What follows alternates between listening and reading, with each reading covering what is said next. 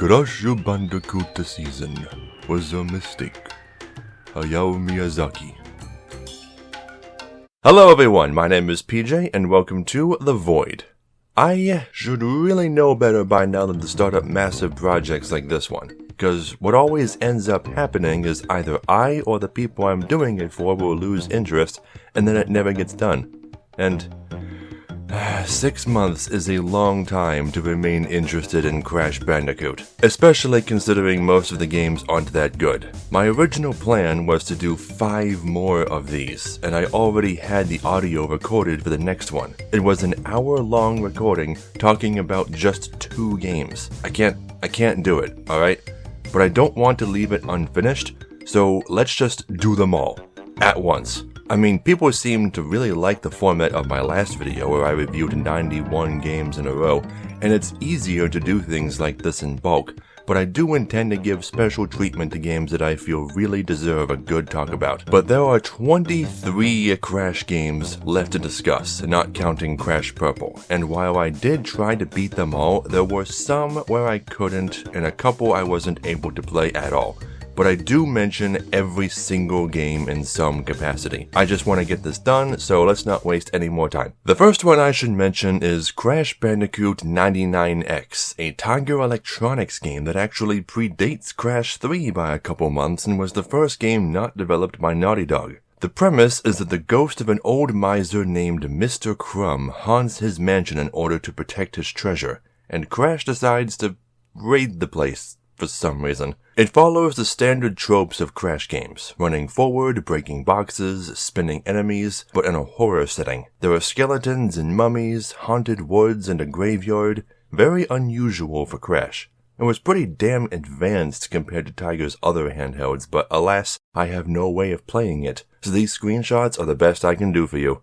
No score. I was originally saving all of the mobile games to cover them all in one part, but since they're all in the same video now, there's no longer a reason to delay them. Until recently, it would have been inconceivable for me to be able to play these games. They were for old flip phones and have long since been taken off the marketplace. However, thanks to a wonderful little project called Kavi Break, created by Blue Maxima who also made Flashpoint, you can now play thousands of lost mobile games, including most of the Crash games, the original Diner Dashes, and more. So here's to you, Blue Maxima. You made this video possible. The first Crash game released for mobile phones is a port, quote-unquote, of Crash Nitro Kart. It plays a lot like the GBA version, but much worse as you'd expect. It has one terrible remix of the Crash 3 theme,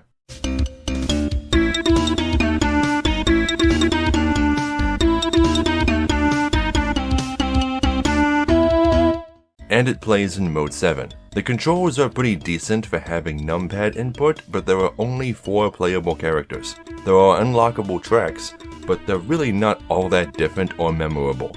Who's gonna ask Beanox to add City 1 or Beach 3 to Nitro-Fueled? Winning a race is mostly luck, unfortunately. The game makes no attempt to balance when you get which power-ups, so it's totally possible to get multiple Akus in a row, or the stopwatch when you're in first place. It's an okay time waster, but 3 out of 10. Crash Twinsanity had not 1 but 2 versions on mobile. The first is an entire game based on the levels from the console version where Crash has to help a fleeing Cortex through an obstacle course by activating switches and platforms at the right time. Then also wait for Cortex to accidentally do the same so Crash can progress. If either character dies, you lose. The courses are also full of traps and red herrings that make you think you have to stop and explore or wait for Cortex to catch up, only to cost you precious time. It's actually a great premise for a game, and it works surprisingly well on mobile.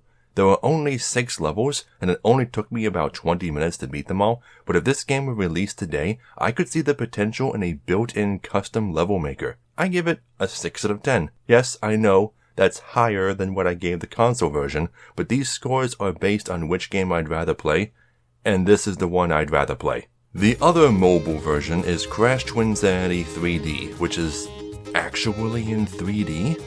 Or is it? I've never seen Mode 7 used like this before.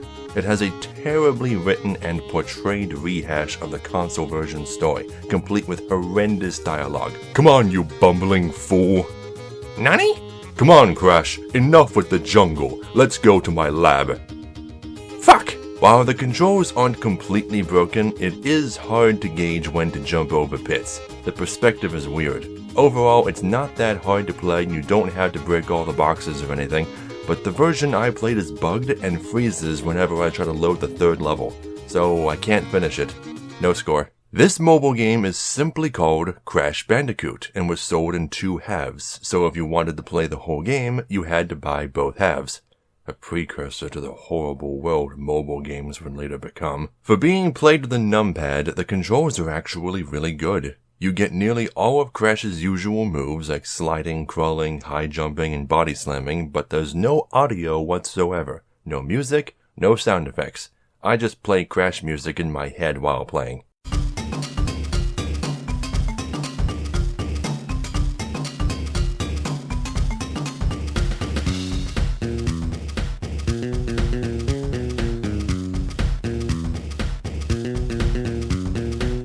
The objective is simple. Each level has a crystal and 2 colored gems. Just collect all 3 and leave the stage. You have to reach a certain score in order to keep your crystals and gems, but the game doesn't tell you that. You can even keep them after dying as long as your score is high enough. You never have to reach a stage's exit. There is no reward for breaking all the boxes or getting all the fruit. You just need to get enough of them, which isn't much, to have a high enough score to keep your jewels. Just be wary that crates only count toward your box counter if you break them with bounces or body slams. TNT and spinning won't work. Why? Every 5 levels you get an auto runner stage, which functions as like a boss or a bonus stage. Overall, the level design in this game is really good, and it does something I've never seen in any other Crash game. Teleporter mazes. But the camera is zoomed in a bit too much. You jump so high that you can't see the platform you jumped from. It tries to be good about jump indicators, but there are still a lot of blind falls. That and TNT countdowns pause when they're off screen, so you might end up setting traps for yourself. There are also these well-hidden crash face items, but I don't know what they do. They're not extra lives. The game doesn't have any. I was unable to find any guides, so I can only guess it may be there for score. Anyway, I got all the crystals and gems, but nothing happened. No end screen, credits, nothing. It's just a collection of Crash levels. But still, it's not bad for a mobile game. 5 out of 10. Next, we'll move on to the game I was originally going to discuss, that being Crash Tag Team Racing. I already had a full review of it written, so pardon me if I tend to talk more about this one than some others. Tag Team Racing is about a demolition derby-themed amusement park and its owner, Ebenezer von Clutch, who is a green-skinned German cyborg. When I first saw him, I was convinced he was a villain. I mean, just look at him.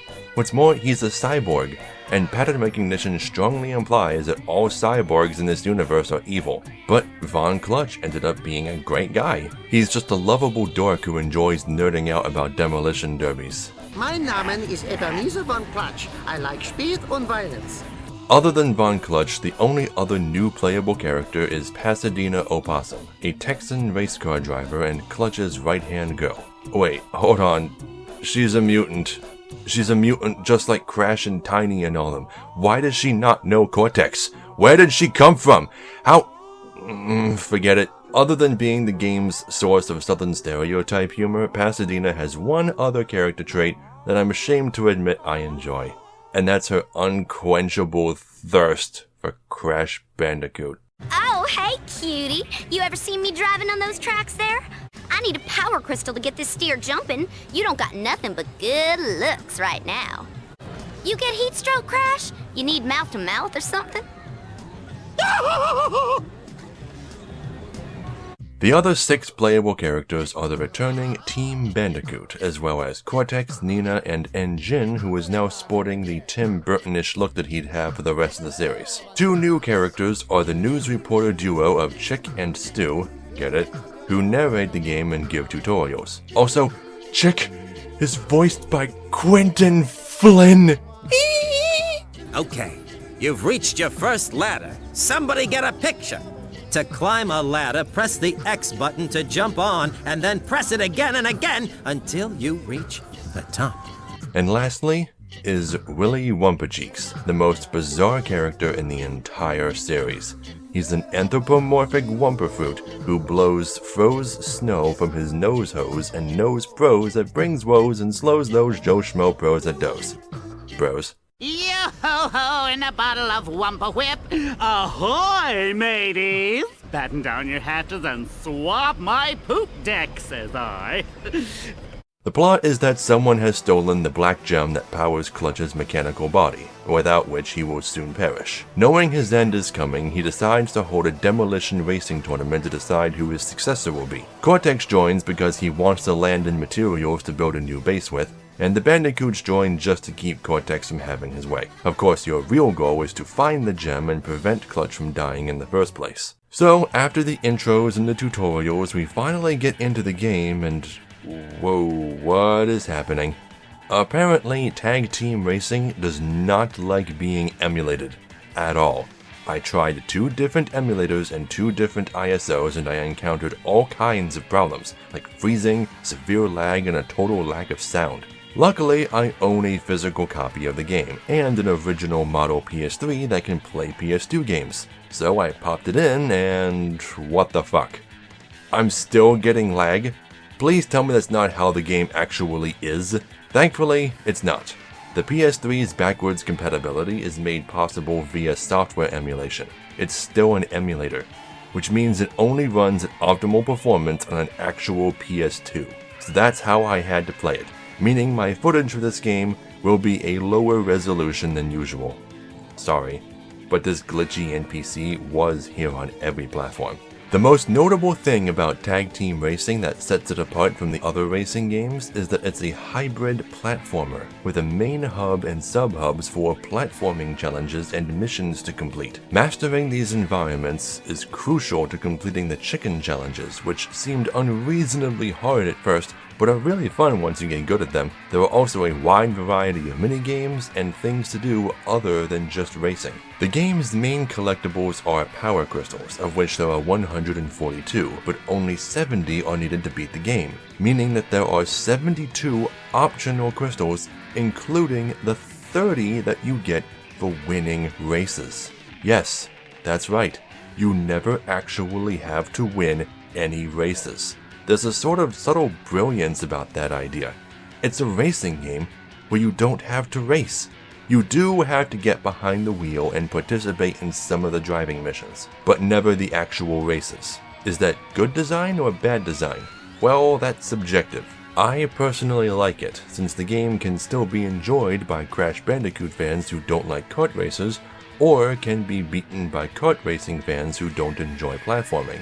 Fortunately, I enjoy both. It might seem like a downgrade that there are only 8 playable characters, but unlike the previous games, you can switch between any unlocked characters whenever you want, and there are no teams in the traditional sense. Rather, the game's main racing mechanic, called clashing, allows you to fuse your car with that of another racer, with one of you driving and the other shooting at the other cars, roles that you can switch with the press of a button.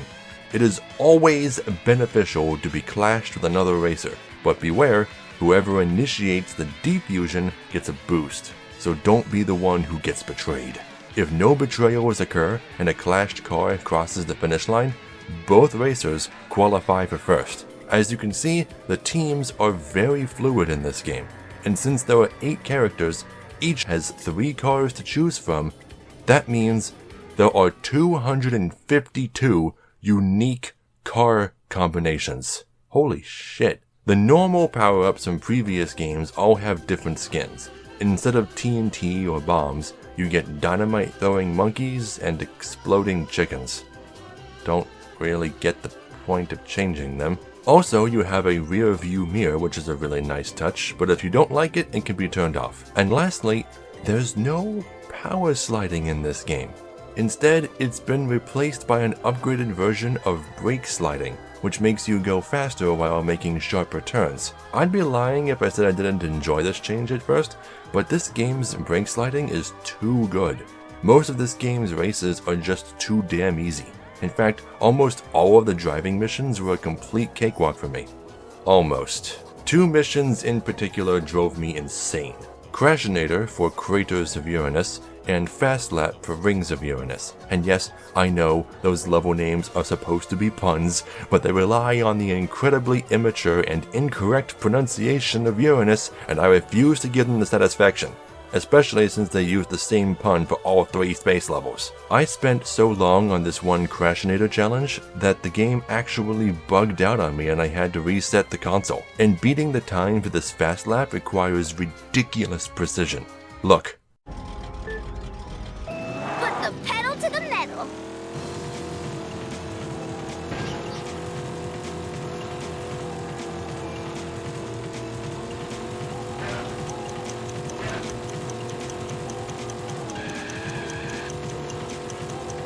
If I made that look easy, just try it for yourself. You'll see. You can talk to every NPC and also beat them up. Yes, including the children. The other playable characters give you missions to unlock cars, and this is where I have to stop and mention just how good the humor is. This game is hilarious. Did my wife send you? Dang, did Chick's wife send you? Delicious currency. Now at last I can eat. Thank you, sir. Thank you so much. Here's your power crystal. Take that, student loan. Tuh. I spit in my mask. But none of these characters are funnier than N-Gin, who was voiced by Nolan North. This is the best incarnation of N-Gin in the entire series, in my opinion. Oh, now I am just so mad, Crash. I feel like my brain is coming out of my eyes and dripping down my cheeks. I'm so mad. Get me that plutonium if you know what's good for you. I remember as a kid really liking N-Gin in Crash 3 for some reason, even though he wasn't particularly prominent there. But then I got pretty bored of him. Tag Team Racing reinvigorated that feeling tenfold and made N-Gin, dare I say it, my favorite character in the series. Oh, it's so beautiful. It is the stuff dreams are made of if you dream about plutonium all the time. Crash, have you seen my sense of morality? Oh well. Coco is still voiced by Debbie Derryberry, but I feel like her Jimmy Neutron voice is sticking out too much here. She also says a lot of questionable things. Hi, Crash. Do you think Engine is cute? I like the way he waddles. And can be extremely rude to Crash sometimes. There you are. I've been trying to avoid you. Crash, come on, let's go, Maggot! Get the modulator for me already! I don't know why, but this is the meanest Coco has ever been. Also, they tried to give her a catchphrase, but it doesn't really work. This car will be the best thing ever! And stuff. Hey, you big brother! Fighting a good fight and stuff? There must be a pattern. And stuff. Crunch is no longer voiced by Kevin Michael Richardson, and would be voiced by Chris Williams for the rest of the series. For some reason, they gave him another complete personality overhaul and made him just a big parody of Mr. T, who randomly shouts motivational advice for kids like it's a form of Tourette's. Enough jibber jabber. I need help. I found a ride that needs driving. You gonna help me? We bring the hurt. Eat your greens. Float old Crunch alone, low interest. I buy that ride and word, we bounce. Ouch! Shoot your mouth closed. Ah, my spine. Sleep 8 hours a day. They really didn't know what to do with him, did they? Pasadena is voiced by Chanel Workman, who also voiced... Okay, wow. She later became the voice actress for Larxene, another Kingdom Hearts character. I wonder if Quentin Flynn recommended her after working together. I really do like Pasadena as a character, but there's one thing about her that really bothers me. 2 + 2 equals... cornbread? I guess they didn't want all 3 female characters to be geniuses, so they made one of them an idiot. I guess that's fair? It might explain her infatuation with Crash, at least. Crash! Time for our shotgun wedding! And then there's Nina, voiced by Amy Gross, who finally gets to talk and show off her true personality. Nina is a smart-mouthed brat who is passionate about evil and actually has a large degree of respect for her Uncle Neo. She likes breaking things, material possessions, and winning, perfect ingredients for an up-and-coming evil mastermind. What is it with you bandicoots? Are you all this dumb? is this just because you spin so much? So, why am I talking to you again? You're here without what I asked for. Grow a brain and get me what I want! All of these characters have alternate costumes that you can unlock too. Most of them aren't particularly notable, but then there's ones like Engine's ballerina outfit. Thank you! Finally I look as pretty as I feel! Dance with me! Dance the dance of joy! Cortex gets a ninja outfit, Crunch gets one that actually makes him look like Mr. T, so if you were wary of my comparison, you can now put your doubts aside. Nina gets a fast food uniform, and Coco gets a princess outfit with a very short skirt. Okay, I'm tired of beating around the bush, no pun intended, and being overly modest just to look professional. I'm just gonna be honest and say what I'm really thinking. Yay, panties!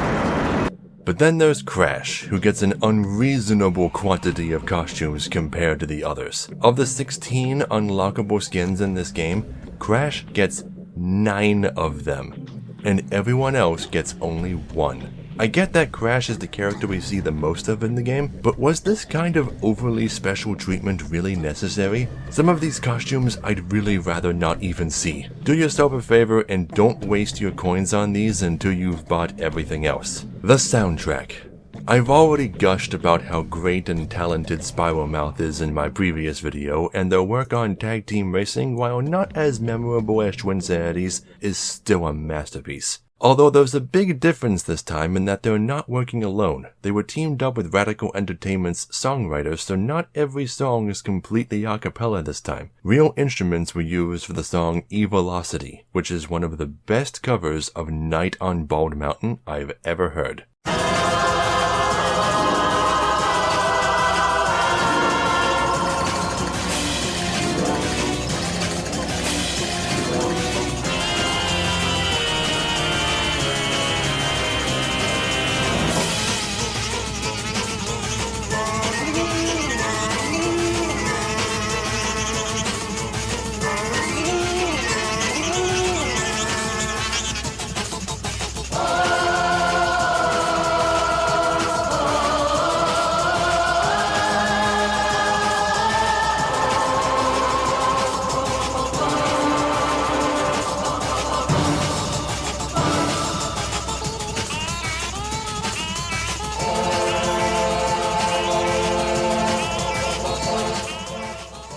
Happily Ever Faster is a very pretty fantasy-themed song that just exudes serenity. It reminds me of Romeo calling up to Juliet's window.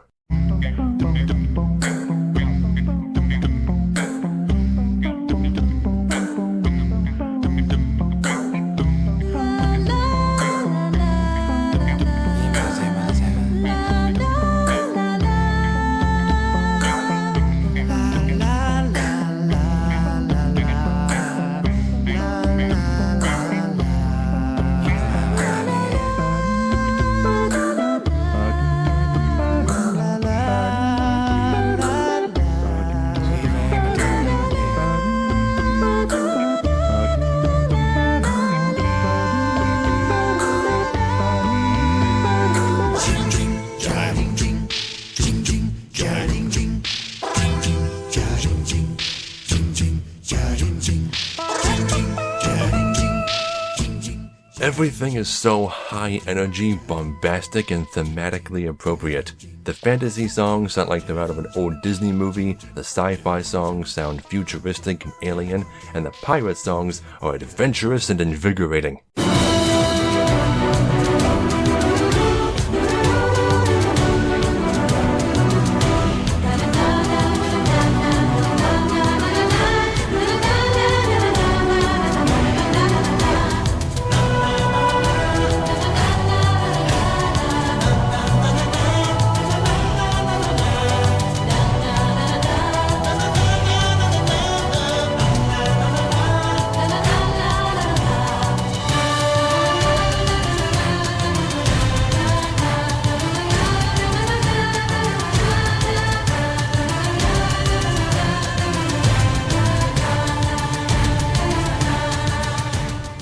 It's all so damn good. I can't stop listening to the entire OST on loop. If I ever did another top 10 songs list for Crash Bandicoot, it would probably just be songs by Spiral Mouth, so I won't do that. They might just be my favorite band. This is a big, ambitious, and very fun game, but it's not flawless. The camera has some really bad collision with the environment, and there are a few bugs here and there, like this one.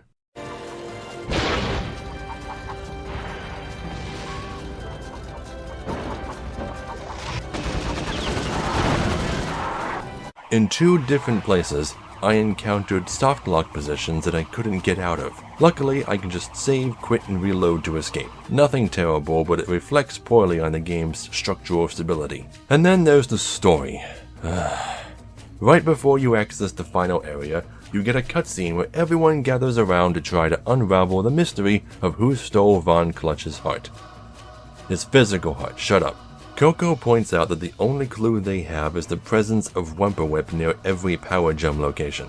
I'd say that makes no sense since Whip is everywhere, but the power gems are in places that are supposed to be unreachable, so it makes sense that anything else being there would be suspicious. Naturally, Willy starts to get nervous by the deductions until everyone idiotically blames Crash, for comedy reasons, just because he likes drinking the stuff. Frustrated by everyone's stupidity, his only relatable trait, Willy lowers himself to their level and admits that he is the thief, which none of them saw coming for some reason. I'll admit, this reveal does come out of nowhere since there is 0 to no foreshadowing of his guilt other than everyone talking about how creepy he is. All he's done the whole game is deliver short narrations whenever you enter new areas. What horrors for you are in store! Great beasts and volcanoes galore! As I say with a grin, try hard, you might win, though your butt will probably be sore. Man, that Wampa Cheek dude freaks me out! Despite the lack of story hints, I still knew it was him from the beginning, though. How? Well, because he's the only main character that doesn't give missions, that's why. So if he disappeared from the midway, you wouldn't miss anything. But now, the big question. Why? Why did Willy try to kill the only person who likes him? No one knows. His motivations have never been explained. The biggest mystery of the game isn't who done it, but why done it. I don't understand why this is a thing. Why doesn't he have a motive? You know what I'm gonna do? I'm gonna go ahead and list 10 different directions the writers could have taken this reveal.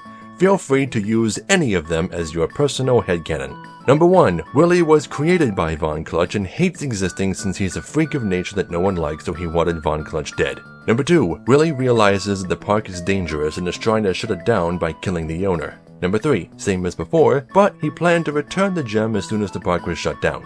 Number 4. It was all just a publicity stunt to get people interested in the park again and was planning to return the gem the whole time. Number 5. Same as before, only the stunt was all Von Clutch's idea and he'd never actually lost the gem. Number 6. Willy planned to use the black power gem to build his own robot body so he wouldn't be a freaky fruit anymore. Number 7. Willy sold the gem for money needed to keep the park running, which he believed Von Clutch would want following his death. Number 8. Willy knew the gem wouldn't last forever and stole it so he could recharge it using an embarrassing method, like sticking it in his hose or something he doesn't want people to know about. Number 9. Willy wanted Von Clutch dead so he could take over the park. And number 10. He did it to impress someone romantically, maybe Pasadena. There. They could have used any of those, or anything else, but they didn't even use one. I could write circles around this game's writers. In fact, I just did. Once you catch up to Willy after getting 70 crystals, Cortex kills him and demands the Black Power Gem. But then we get a cinematic of them just being dealt with, Team Rocket style. And it's here I realize that there are no bosses in this game. At all. Jeez.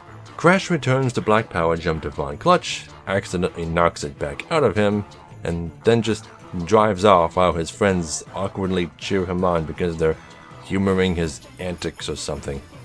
What? What a terrible ending. Or at least the villain is dead and everyone's okay. Also, where were Aku and Uka this whole game? They're not even mentioned, and they're not available as power-ups either. Was Radical Entertainment trying to write them out of the series?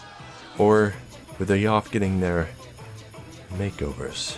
Once you've sat through the credits, you're dropped back into the midway and told to keep playing for 100%, which I did. It was such a relief being able to finally complete one of the Crash racing games for once in my life, and you don't have to be a masochist to enjoy it, unlike all the characters in this game. Whoa, you just get me excited. Ah! That hurt! Thank you! Ooh, you played too rough for me. You're right, Crash. I probably deserved it. Why? And speaking of the credits, there are Easter eggs hidden in them. Vlad would like to thank his parents for all the quarters, and for not nicknaming him the Impaler! Kevin would like to thank everyone that made a joke with his name in high school, and point out that they probably work in a mall now.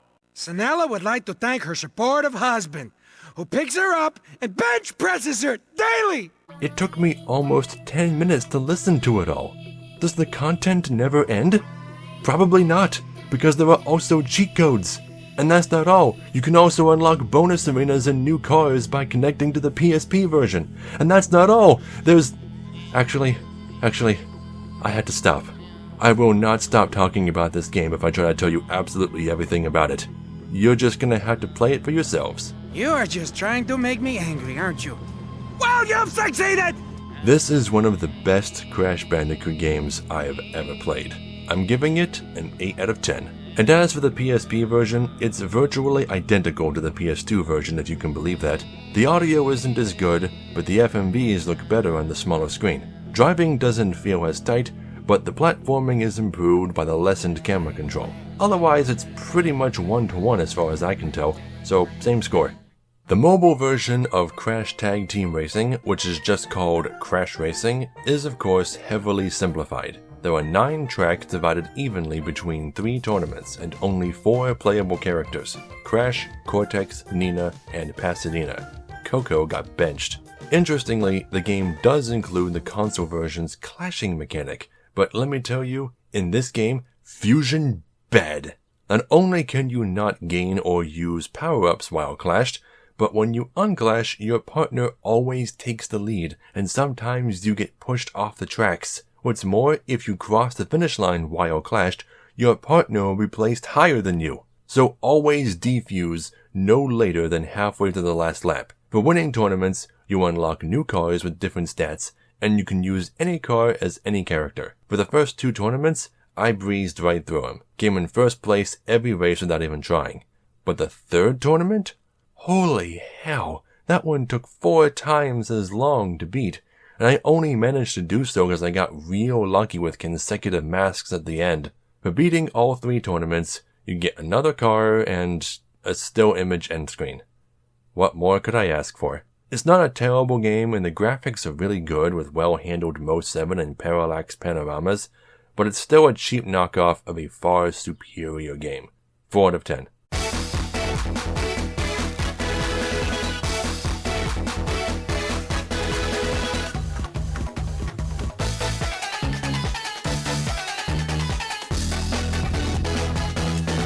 To understand Crash Boom Bang to any degree, you need to understand Japanese Crash Bandicoot. For some reason, whether it's marketing or localization teams being insane as usual, Crash Bandicoot is very different in Japan. In almost every game, Crash's design is changed to one that's more colorful, smooth, and cartoony. More child-friendly, if you will. The cutscenes for the games are completely different, characters have different personalities, and even some of the songs were changed. This is Nitrous Brio's awesome boss theme from Crash 1.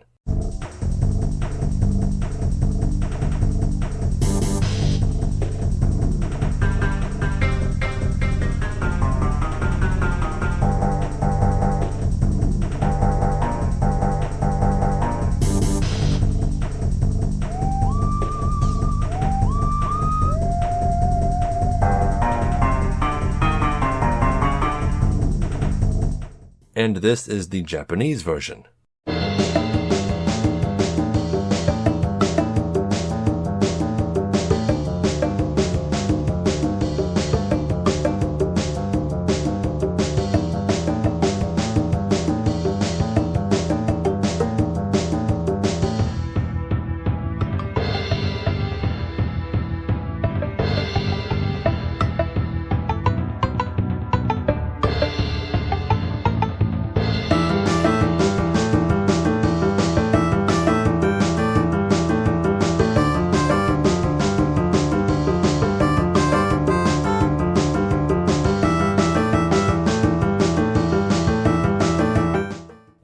any of this need to be changed?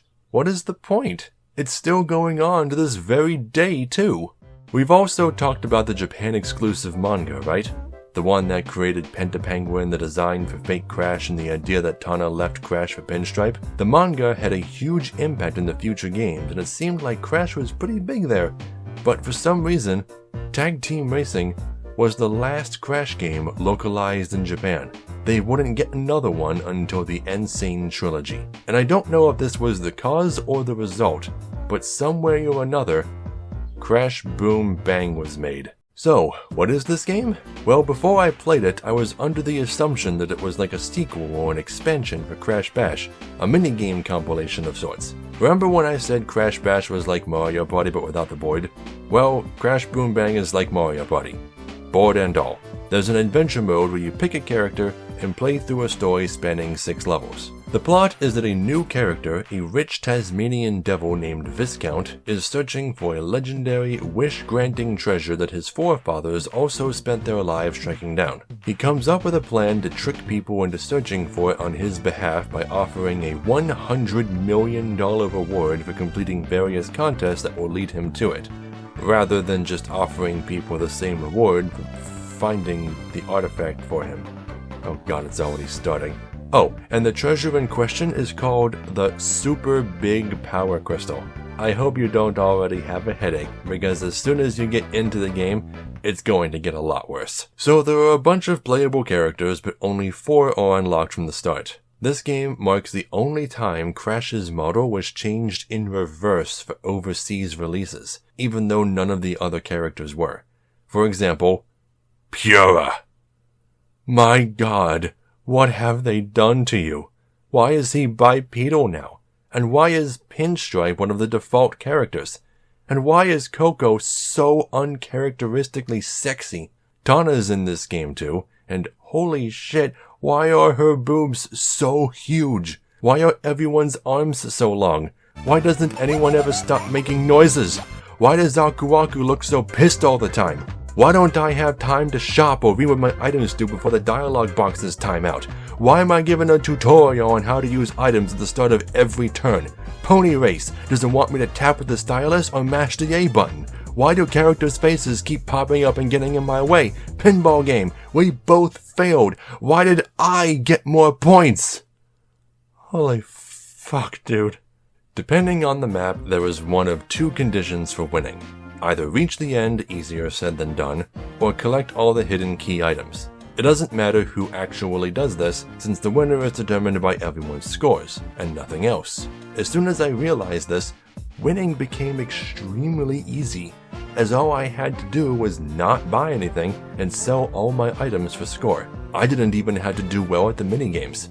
But there is a huge problem with the conditions for ending the levels, probably the worst thing about this whole game.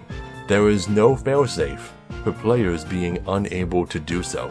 2 of the worst levels in the whole game are the volcano and the haunted tower. To end these levels, anyone has to reach the goal space. But on the way to it are several spaces that, if landed on, will send you back a significant distance. There is no way to manipulate your movement and very little way to manipulate your rolls. With enough bad luck, any of these levels can go on for eternity.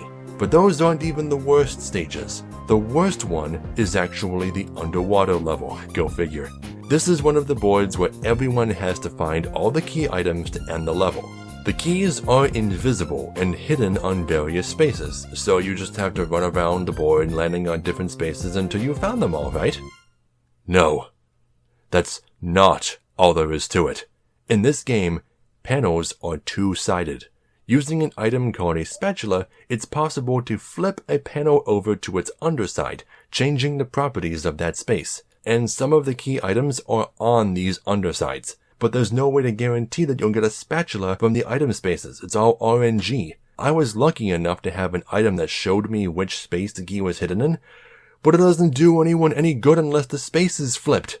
And the spaces sometimes flip themselves back to their original positions. That is not fair. At all. All of the other boards in this game took me no more than 20 minutes to clear. This one took me an hour. The minigames are a whole other hell. You've got minigames that are too easy, minigames that are too hard, minigames that the AI is too good at, minigames with unclear instructions, minigames that are for less than 4 players, so you have to just sit there and watch while the AI does its thing. And my favorite, the minigames with inconsistent controls and RNG. Are you feeling weighed down? Overwhelmed? Well, don't worry, because Aku Aku's got your back. If you are not in first place, he will tell you not to give up. Every single turn. I swear, this game is specifically designed to torment you. After you beat the levels, you get boss battles, and they're all against Viscount. Why? Why are we fighting Viscount? We're working together with him in every cutscene that follows these boss fights. I have to ask, why is Viscount being treated like a villain? He wants a thing, and has offered a reward for that thing. He is your quest giver. What is his crime? We don't even know what he plans to wish for once he gets the crystal. For all we know, it could be to bring a dead relative back to life. Well, we'll never know what he really wanted, because before he can make his wish, Crash pulls an oolong and steals it, wishing for a giant pile of Wumpa fruit. How does this affect Viscount's life? What will he do now that his family's legacy has been nullified? Who cares? Instead, here's Coco being all like, "May peace prevail on Earth." And then it cuts to the credits. So, you've reached the end. Was it worth playing? Well, that depends. Did you reach the end by actually playing it? Because you don't have to. Since every round times out, and since only one player actually needs to meet the clear conditions for each level, you never have to touch it. The game will play itself. It will even roll the dice and pick paths for you if you make it wait long enough. Oh, but there's no way you could actually win by doing that, right? Well, maybe not, but again, you don't have to. It literally does not matter what your score is, you still progress to the next level. You can beat this game by turning it on and leaving it on for a few hours. Oh, but surely there must be something to unlock by actually trying. Oh, like what? The costumes that you have to waste your score buying, that take up your turn to change into, that you lose by the time the game is over? Oh, yeah, really worth it. And the unlockable characters? You unlock them all just for finishing the story. All of them. That's it. Everything is unlocked now. You can 100% this game without playing it. Crash Boom Bang is the Clayman gun hockey of the Crash series. It's the same story. An English franchise gets an arcade-style spin-off game made by a Japanese developer, and it ends up being complete shit not just because of its shallow cash grab gameplay, but also because of a complete and utter lack of understanding or respect for the characters or the series they come from. So how fitting it is that I'm giving them both the same score. 2 out of 10. Don't play it unless you hate yourself. This was the game that killed Crash Bandicoot in Japan, having the lowest sales of any game in the series. And as if the game couldn't get any worse, there's also meaningless censorship in it. There is only one good thing that came out of this game. Tawna's actually in it and playable, and her description says that she loves Pinstripe. And that's an official translation in the North American version of the game. So, there you go. It's actually canon. Glad we can put that to rest. Now I can safely resume shipping Crash with Pasadena. You'd think Crash Boom Bang would be the straw that broke the Japanese camel's back, but no. They squeezed just a bit more out of the poor Bandicoot with not 1, but 2 mobile games based on it. The first was Chokkan Crash Bandicoot. I know someone who'd like to Chokkan Crash Bandicoot. Unfortunately, this is one that was never released outside of Japan and hasn't been curated yet, so I can't play it. So it has been spared my ire. For now. Crash Boom Bang on mobile, as if the very concept of such a thing sounded passable at one point. There's no story mode or unlockables this time. It's just a collection of Crash-themed minigames.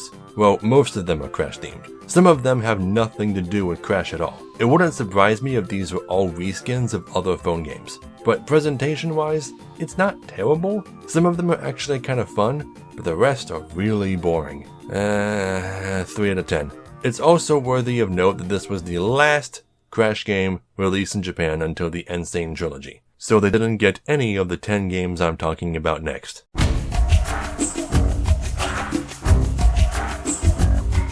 Crash of the Titans was a stylistic reboot of the franchise. Keep in mind that reboots are not the same thing as remakes, even though many companies are clearly unaware of the difference. All the characters got complete design overhauls, but while the game is still about walking forward and breaking boxes, there's now a stronger focus on combat. The game is a 3D platforming beat-em-up with an XP system for learning new moves and a new mechanic called jacking, which allows you to take control of any Titan you subdue. So Aku can control people's minds like Uka. Interesting. In this way, you could say this game has the largest playable cast of all the platformers. The plot is pitifully simple, though there is a neat twist. Cortex kidnaps Coco and forces her to help build a giant robot that he can use to take over the islands with. However, when Cortex fails to acquire the power source needed for it, Uka demotes him and puts Nina in charge instead. So that's pretty cool. Nina's the main villain and final boss of this game. While wandering throughout the game's world, you can also overhear enemies having conversations about what the villains are up to, and they expand on the lore more than I'd ever expect them to. Why we catching wild mutants? We used to just eat them. Oh, the boss got some new techno-majigger to control them. Something about utilizing the inherent techno-magical properties of Mojo to override irrational creatures' Maslowian client weight response rather than relying on their traditional synaptic neurotransmitter uptake. It's a bunch of foolishness. I wish I could quit you. What'd you say? Nothing. For example, it's explained pretty early that bandicoots, specifically, are immune to permanent mind control. You can control them temporarily with technology, but they can't have their true personalities overwritten like the other mutants. I love that they explained that. Out of all the character redesigns, the 3 that get the most attention are Aku, Uka, and Tiny. Personally, I like Uka's new design. It's very sinister, and he's voiced by John DiMaggio. Oh yes, I will kill Crash Bandicoot. Kill him forever. What's weird about this is that DiMaggio is still Uka's voice actor to this day, but he changed the voice he used to one that more closely resembled the originals. From deep inside my deadly prison, I sent you simple instructions to follow. But you lost the gems, you lost the crystals, and I have lost my patience. Aku's redesign isn't that bad either. He has a warmer, friendlier aura about him, and it shows in his interactions with Crash. And if you're wondering why they picked that shape for him, well, what does it look like? Did you say a shield? Did you say a surfboard? If you said either of those things, then you're right. Aku's air slide ability is very fun, especially when you have a long beach to use it on. But the most atrocious change of all is what they did to Tiny. I can forgive the more realistic tiger face, and the general's outfit makes sense as it implies that Tiny became Cortex's general after Crash escaped. But what I can't forgive... Crash, I really am cross with you. I'm just trying to do my job, and you go and cause all this chaos. I'm sorry, but I'm gonna have to eat your face. I need some Pepto-Bismol. Good God, what did they do to Tiny? Neuter him?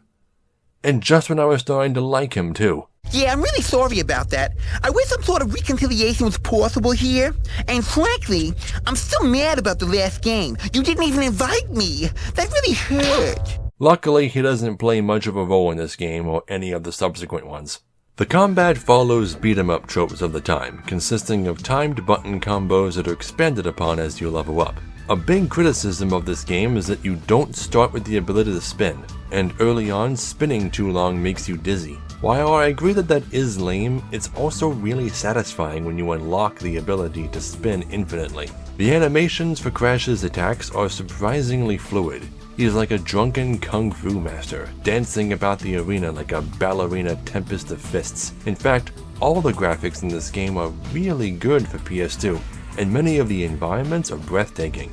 It may be a game where you only move forward, but it's a game where moving forward is fun and exciting. Death is very forgiving in this game. If you die, you spawn right where you left off, and bottomless pits only take a bit of health away. Only if you lose all your lives do you have to start the level over. The cutscenes, like in Twinsanity, are once again unskippable, but at least you don't have to watch them every time you die, only when you replay the levels. All of the game's 20 levels are played in order, making this the most linear Crash game in the series. But I don't think that makes it bad. It's a linear game done right. I'm tired of people using the recession of open worldness as a criticism. The game has a whole bunch of alternate costumes, but they're all really creepy and disturbing, and I didn't want to wear any of them. But at least they're not as bad as... The only decent one is the Halloween skin.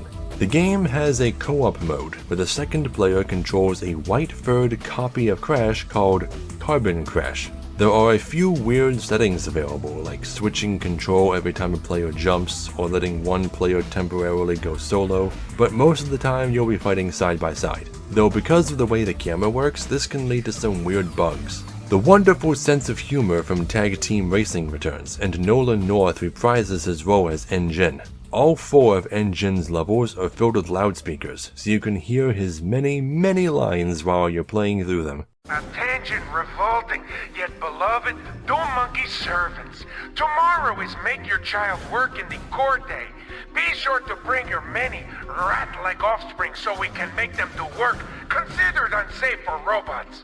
Attention, filthy monkeys! I have lost my toast recipe. Repeat, my family recipe for toast has been lost. The butter supply arrives shortly, but I'll have nothing to put it on! Crash Bandicoot is loose in the facility. Please take a moment to look around your workspace. If you find a Bandicoot, please drop huge bombs on him! Someone take out the trash.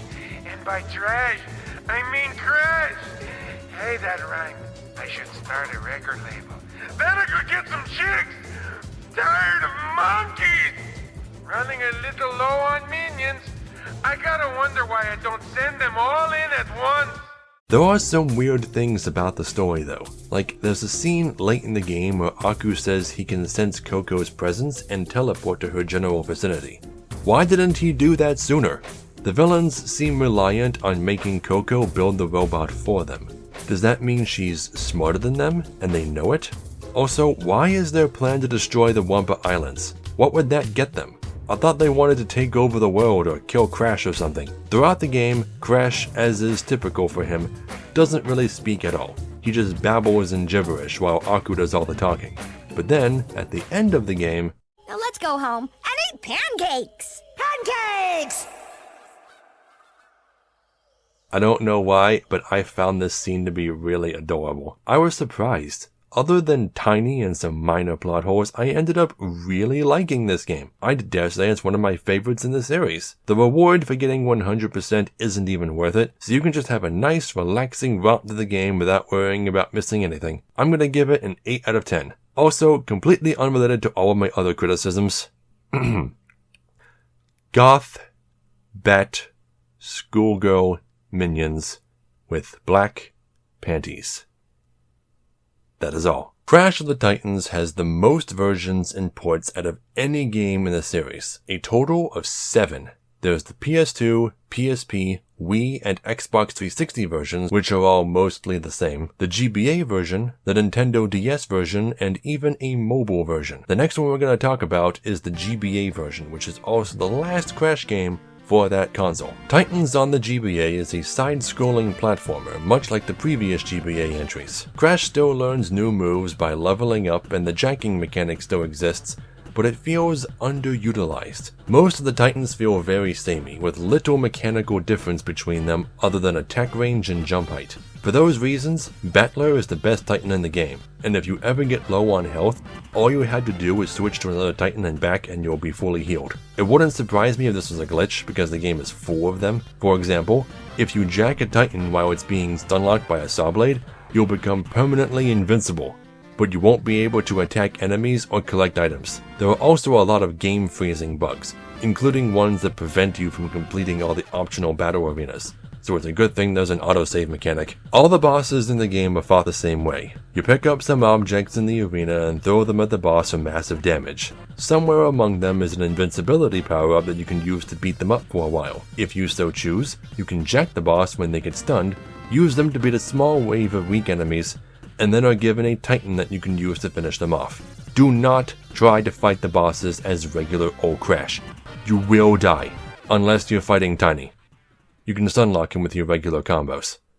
Seriously, Tiny is pathetic in these games. Scattered throughout the levels are vending machines where you can spend coins to be given titans of varying strength, but the only option worth a damn is the Insane option, which lets you play as the bosses, including Cortex, Dingodile, Tiny, Engine, and Nina. After every boss, you had to play these stupid surfing minigames as a transition between islands, but they have nothing to do with reaching them. They're just bonus levels where you try to hit all the crates before time runs out. And they're not even fun, because the Mode 7 is so bad that everything looks much closer or further than they actually are. Crash games and Mode 7 just do not mix. The story is virtually the same as the home console version, only with far lamer dialogue, and Crunch can actually be rescued, though he's still just as ineffectual. That and the Uka boss is replaced with Dingodile. You never fight Uka in this version. Instead, the final boss is just a battle royale against all the bosses at once. It's pretty crazy, but their health doesn't reset if you die, so if you have enough lives, you can do it. This whole game is really easy. I beat it despite having forgotten that it's possible to pick up minions. I never needed to do it. One good thing I have to give the game credit for though is its music. They're not the best songs I've ever heard, but their quality is very impressive for being from a GBA game.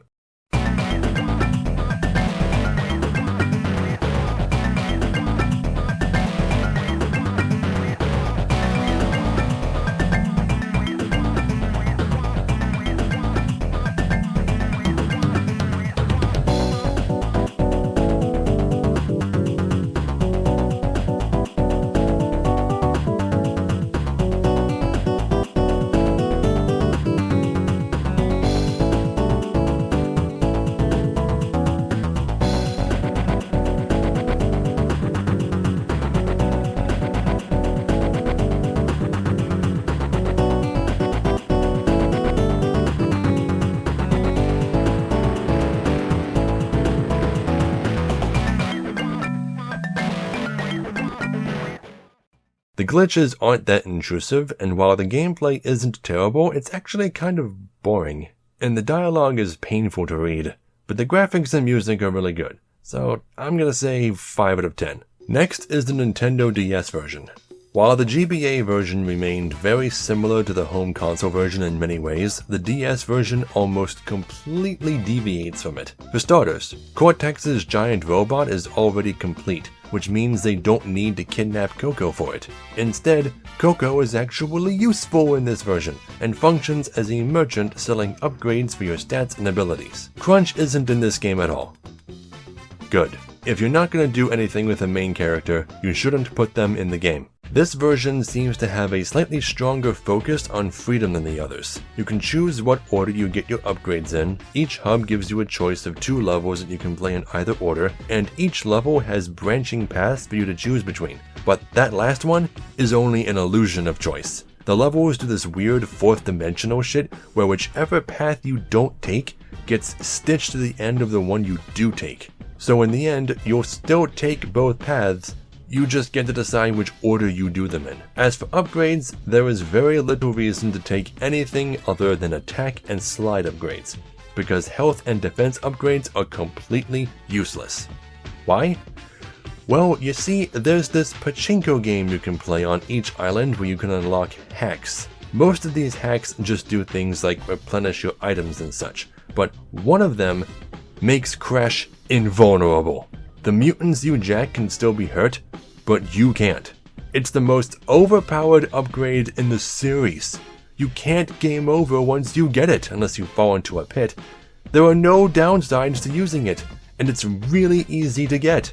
I could see unlocking something like this after beating the final boss, but I got it before the 3rd boss. Anyway, the rest of the game functions more or less like the PS2 version, only now you can jack any enemy in the game, including regular minions. Additionally, after every boss except the final one, you get a level where you play as Nina, whose objective is to go through one of the levels Crash is about to enter and use a ray gun to transform cute animals into mutants. The cuteness and innocence of the animals harm Nina, but the mutants don't touch her. Even the final stage is a joint effort between Crash and Nina as gameplay switches back and forth between the two. Nina, one of the game's main antagonists, is also the deuteragonist. That's a really interesting gimmick. Every level also has these weird minigames you can play after you beat them normally, but the rewards aren't worth it and they're way too frustrating. The controls for these sections are terrible. You have to use the stylus in conjunction with the buttons, and it's just not designed intuitively. It could have really benefited from one-handed controls, or at least the ability to remap them. The levels also have bonus rounds in them that play just like traditional bonus rounds in the original trilogy. They're super fun, but there's not much in the way of puzzle solving since there's no box counter. Your only objective is to collect the Tiki Mask and reach the exit. The presentation of the game is probably its weakest aspect, next to the forgettable soundtrack. While it's cool that all the enemies have dialogue that they can randomly spout, it's all just puns based on what kind of animals they used to be.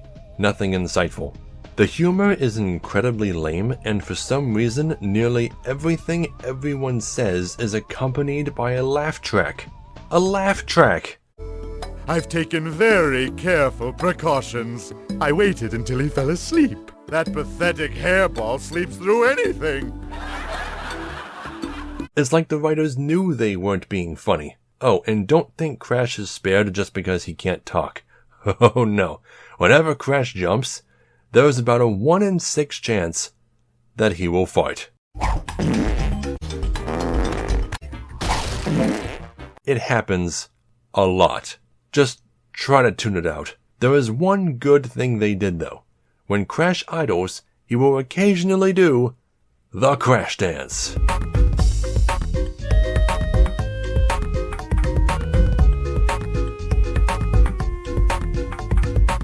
I was convinced Crash never did it again after Twinsanity, but it looks like the devs decided to hide it away in the handheld games for whatever reason. This game has 3 variations of its endings. The good ending is the one you get for just reaching the end and fighting the final boss, but the bad ending is the one you get for reaching 100% completion.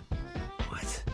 Crash is incapacitated, and the game ends on a cliffhanger, with Nina victorious and about to go on a rampage.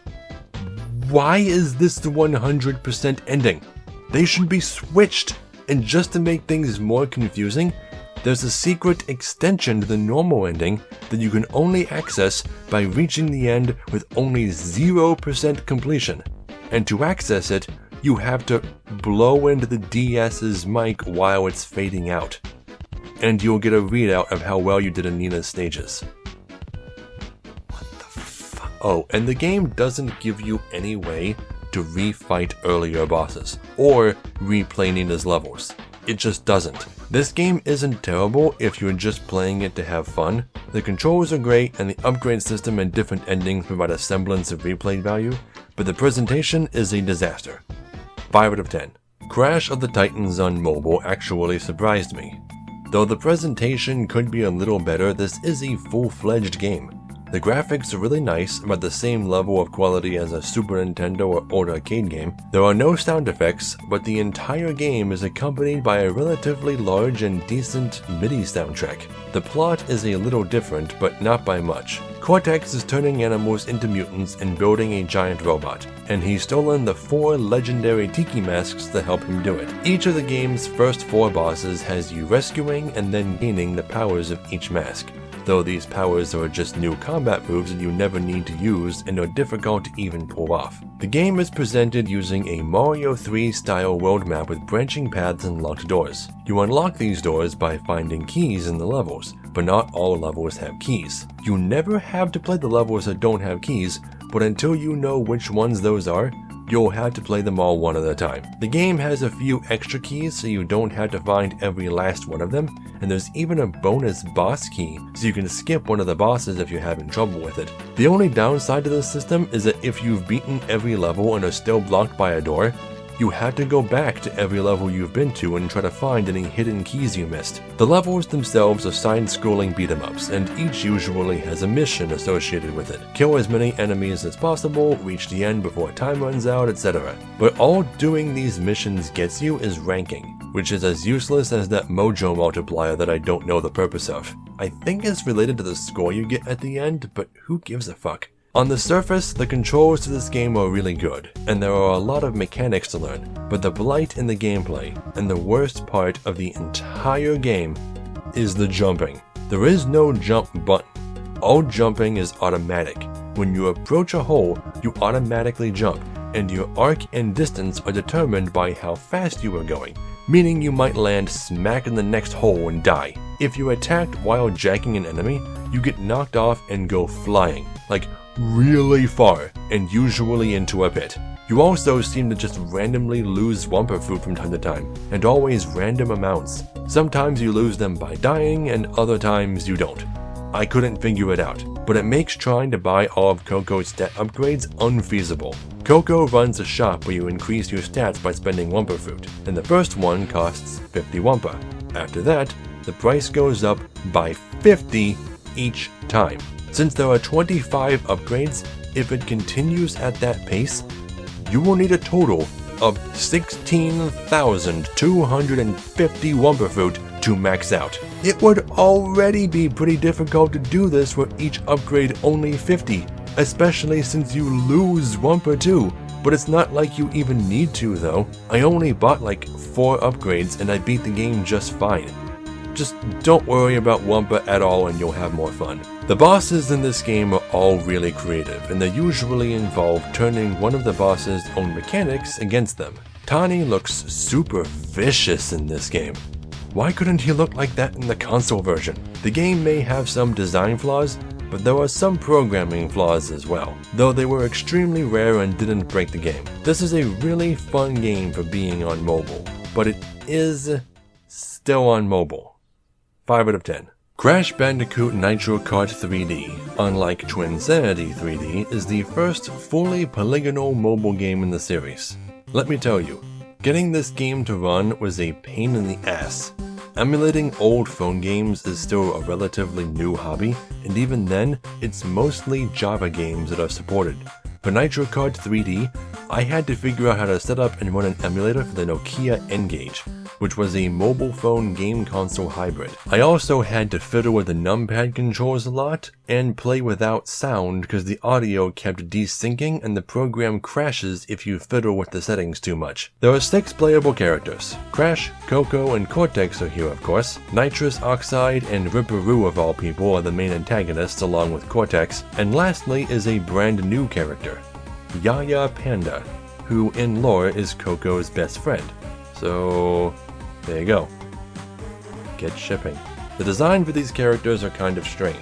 The models for Crash, Coco, and Cortex are all based on Crash the Titans, but their face portraits look like Twinsanity. Ripperoo and Oxide both use their portraits from CTR, but Ripperoo looks like a totally different character, and Oxide looks fucking ripped. Seriously, what's with this guy? He looks like a jacked xenomorph, and Coco looks like she's just fucking done with all of this. Patience, Coco, we're just getting started. It was originally possible to download Polar and Dingodile, but since the game is no longer on the App Store, they are forever unavailable. In this game, there are 4 main modes. Quick Race, which just lets you play one race on a random track.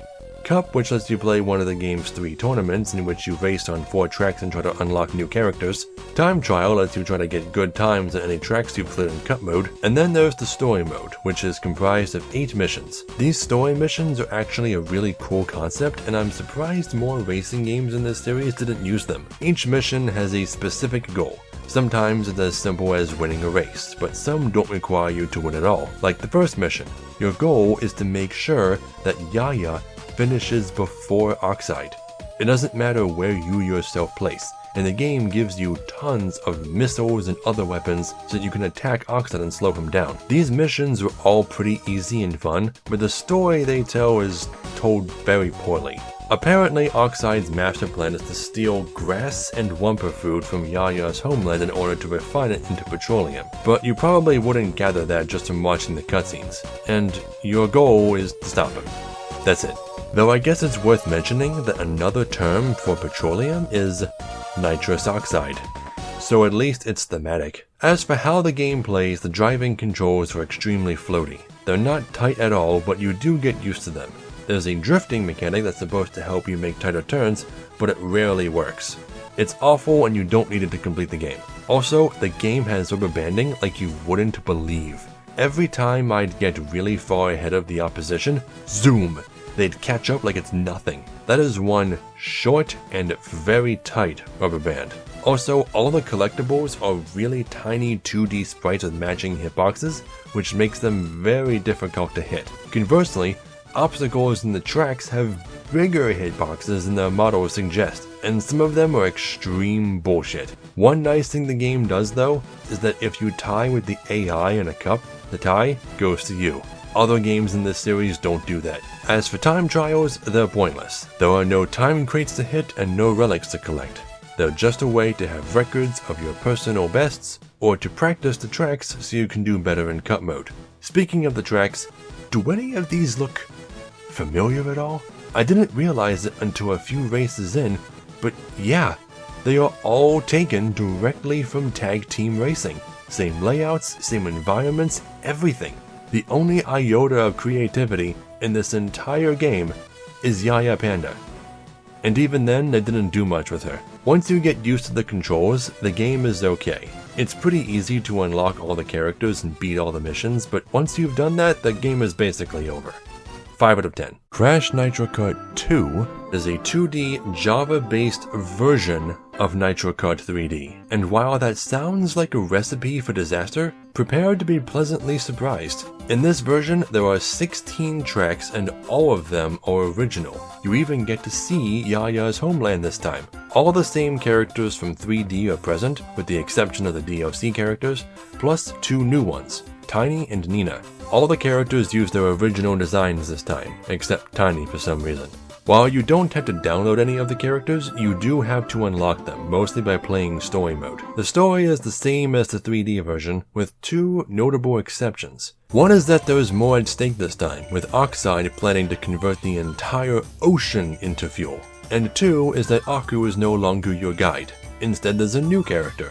Some kind of robotic mask with no name that never appears anywhere else. Aku is still in the game though. He acts as one of this game's many new and interesting power-ups. Aku allows you to swap carts with whoever's in front of you, sometimes making them crash into whatever you are about to hit. You even get whatever power-up your jacked cart was carrying. There's this mini RC car thing that functions like a blue shell, seeking out the lead cart and blowing them up. You gain the ability to fly, which lets you pass over pits, hazards, and other racers, but also over collectibles, and there are some tracks that give you this ability automatically. And there's a portable hole which, when used, creates a pit a certain distance ahead of you. You need to master this item in order to beat one of the story missions, which themselves are way more interesting and challenging than the 3D version. You need to be careful with the power-ups though. Picking one up will replace whichever one you're carrying, and you can't use one while currently under the effects of another. And if you use one while turning, you'll stop turning and will have to hit the directional arrow again to avoid crashing. Returning from the 3D version are the crash letters, but they serve a different purpose now. If you collect them all during a race, your cart will temporarily turn into a monster truck. For 10 seconds, you'll go super fast, crush other racers, and ignore certain hazards like portable holes. The only downside to this is that you cannot stop unless you hit a wall. The brakes just stop working. Turning feels way better in this game than in the 3D version, and you don't have to worry about the Mode 7 hills and low draw distance keeping you from seeing the turns because the game always shows you arrows for every single turn. Very helpful. For beating the 4 cups, you unlock the tracks you beat in arcade mode. In arcade mode, you can play any track you want, but now there's Wumpa fruit to collect, 10 per track. Collecting Wumpa unlocks new carts, and you need all 160 to unlock them all. Not terribly difficult, but time consuming, so I didn't bother. Not saying the game is unfun or anything, but I don't see much point in unlocking new carts when I've already beaten all the cups? Also, for beating the cups, you unlock Sudden Death Mode, a survival challenge where you must race through all 16 tracks in a row. The instructions said that you must finish each race in first or second place to continue, but this is slightly inaccurate. You also have to finish every lap in first or second. If you don't, the race ends prematurely. Damn, I hate to say it, but that's too hard for me. Guess I'm not unlocking Oxide. The final mode is unlocked for beating all the story missions. Monster Truck Mode. In it, you have monster truck form all the time, and you have 2 minutes to crush as many puny racers as you can.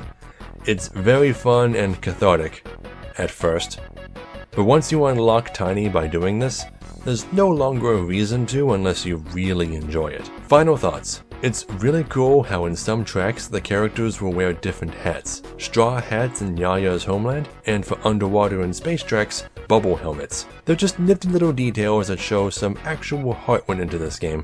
Also, the OST is surprisingly good. Not amazing, but good. I can't believe I'm saying this, but this is probably the best out of all the mobile Crash racing games. It controls really well, has a lot of content, and is legitimately fun. They finally got one right. 6 out of 10.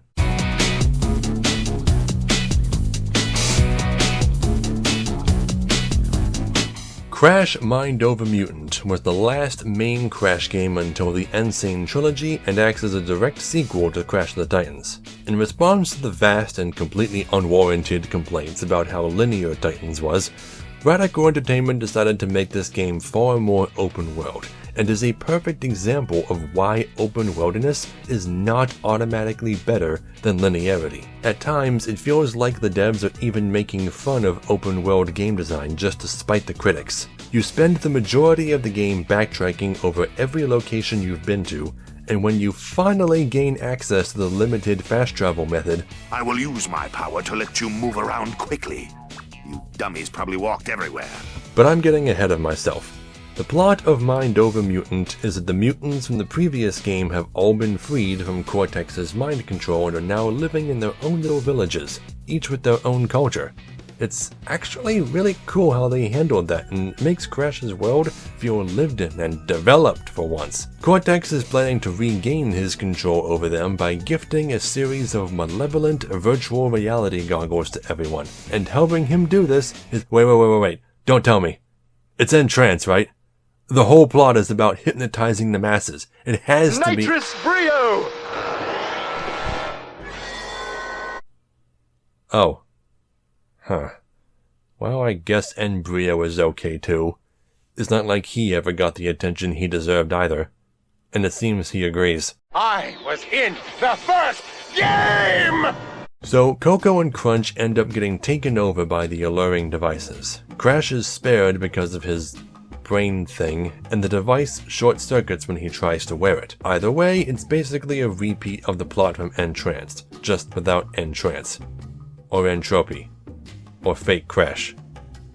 Or fun. Getting around this game's massive, interconnected world requires a mastery of the available Titans. If you don't have the right Titan, you cannot progress, and the right Titans aren't always around. Part of the game's fun and puzzle solving require you to figure out which Titan is needed where to find said Titan, and how to get said Titan to said obstacle, which often involves traveling all over the fucking world. It's possible to jack 2 Titans at once and switch between them, but if you have 2, then you can't walk around as Crash, and if you park a Titan in one spot for too long, it just dies, and you had to go find another one.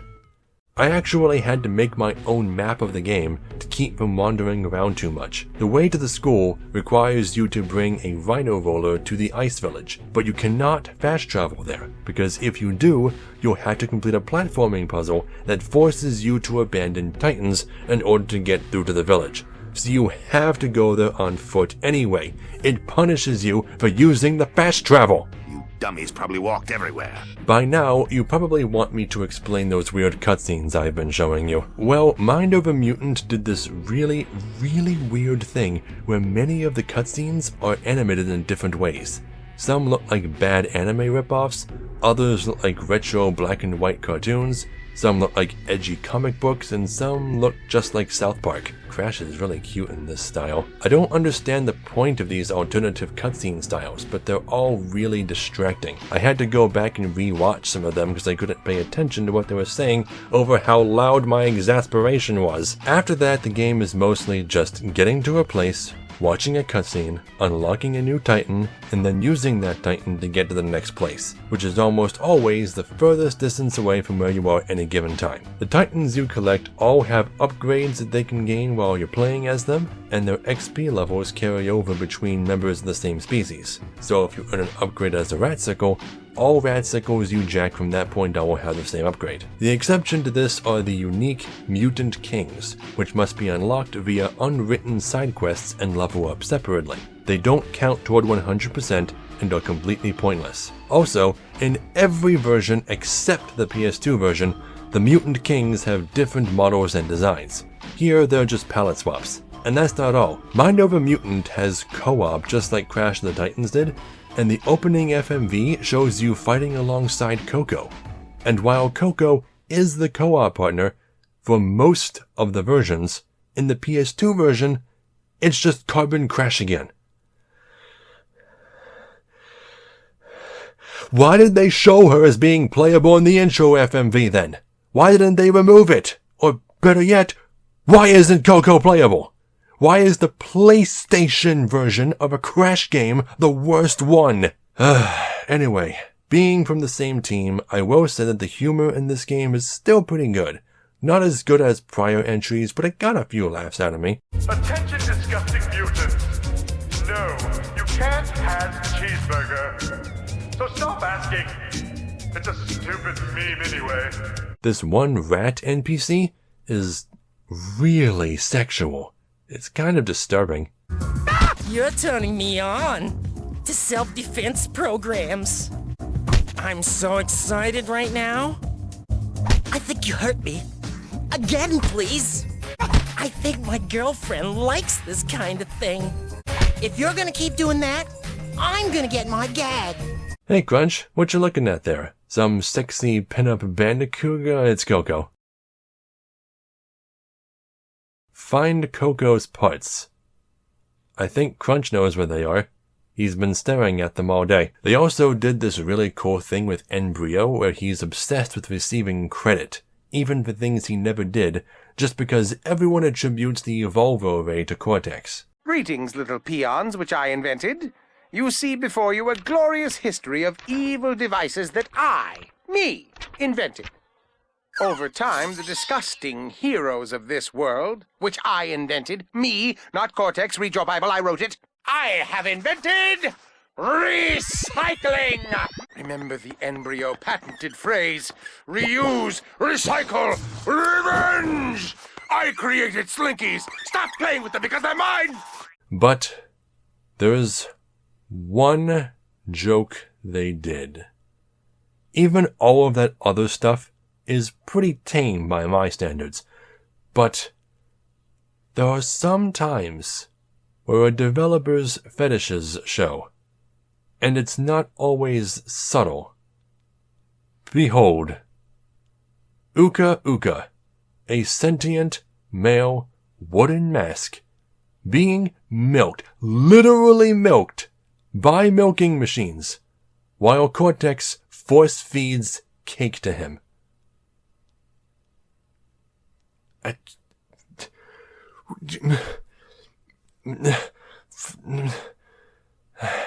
Yeah, I beat this game. I tried to 100% it, which involves getting all the Titans to max level, but I only got to 51% before I couldn't play anymore. It took so much effort to max out one Titan.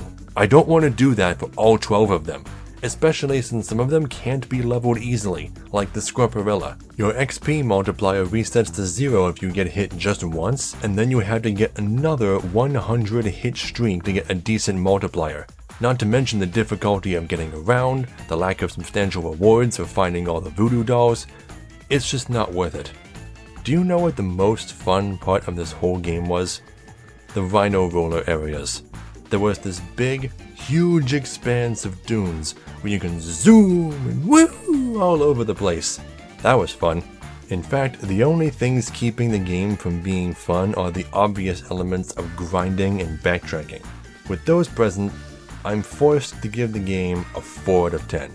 But if those things weren't an issue, I'd give it a 6 out of 10. Crash Mind Over Mutant also had versions on the Xbox 360, Wii, and PSP, but other than the aforementioned differences, they're all identical to the PS2 version.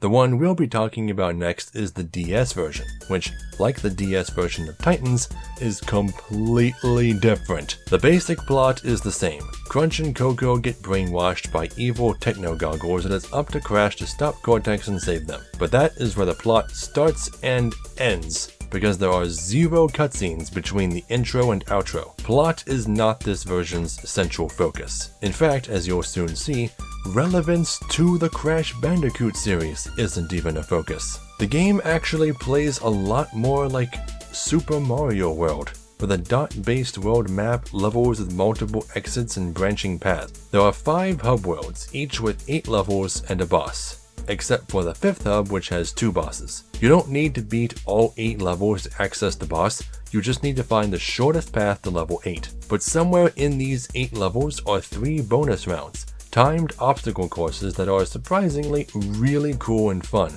much better than the bonus runs in Titans DS. I found most of them and there wasn't a single one I disliked. For beating a bonus round, you unlock an alternate costume, and unlike the costumes in every other version of Titans and Mind Over Mutant, these ones are actually cool looking and have practical effects. One makes you attack stronger, one gives you more health, one lets you jump higher, one makes your invincibility last longer, and there are over a dozen of these. They're really good rewards and are worth seeking. Look out, bad guys. Here comes Chef Crash. The Titan options this time are much more limited. Each hub introduces a different Titan, and the boss of that hub is a super-powered version of them. Each Titan can be leveled up twice, and each time their entire appearance changes, from their model to their portrait. Their attacks deal more damage and they learn new abilities. My favorite is Psycho Mandrake. And yes, it's a Metal Gear Solid reference. She's got this really cool telekinesis power that lets you instantly kill weaker minions by launching them into the stratosphere. You can also interact with objects beyond your reach. Every Titan has lots of utility and certain ones are required to bypass obstacles, so there's little reason to use any Titan other than the most recently introduced one until you get to the bosses. Crash and each Titan also get these really cool looking control screens that show you what all your moves are and how many are left to be unlocked. The level design is okay. It can be really boring at times, and I mostly just jump really high and glide to the exit. But each hub's levels introduce unique obstacles to evade, like log traps, stampedes, gas vents, lightning crystals, quicksand, magnet blocks. Every level feels unique beyond just having a different appearance. You get infinite lives, so there's little penalty for dying, but if your Titan dies, then you have to obtain it again, so try not to let that happen. Your Titan slowly regains HP when in your pocket, so try to swap out from time to time. The worst part of the whole game is the unresponsive double jump. More often than is reasonable, double jumping just doesn't work, and it will frequently get you killed. That and the fact that they misspelled N-Jin's name. But it's not like he's really in this game anyway. The best part of the game is the bosses. Each boss is an awesome multi-phase challenge that can be tackled multiple ways, either with careful beat-em-up tactics, clever puzzle solving, or a mixture of the two. This is where picking the right Titan and costume for the job will really come into play. Just make sure not to let your Titan die, or you'll have to go back to another level to get it again. Or, if you unlock the bonus levels, which have no enemies in only one room, you can instantly pick one up again and even get some bonus XP. At the time of my writing this, I've beaten nearly every game in the series, and I have to say that the Chimera is probably the best final boss in any Crash game I've played. He's really cool, challenging, hard as balls, and I fought him for over an hour before learning all his moves. And after beating the game, you unlock him as a playable Titan, complete with all his overpowered abilities. Crash Mind Over Mutant on the Nintendo DS is the best Crash Bandicoot game that has nothing to do with Crash Bandicoot. If you can overcome the unresponsive double jumps, I recommend it. 6 out of 10.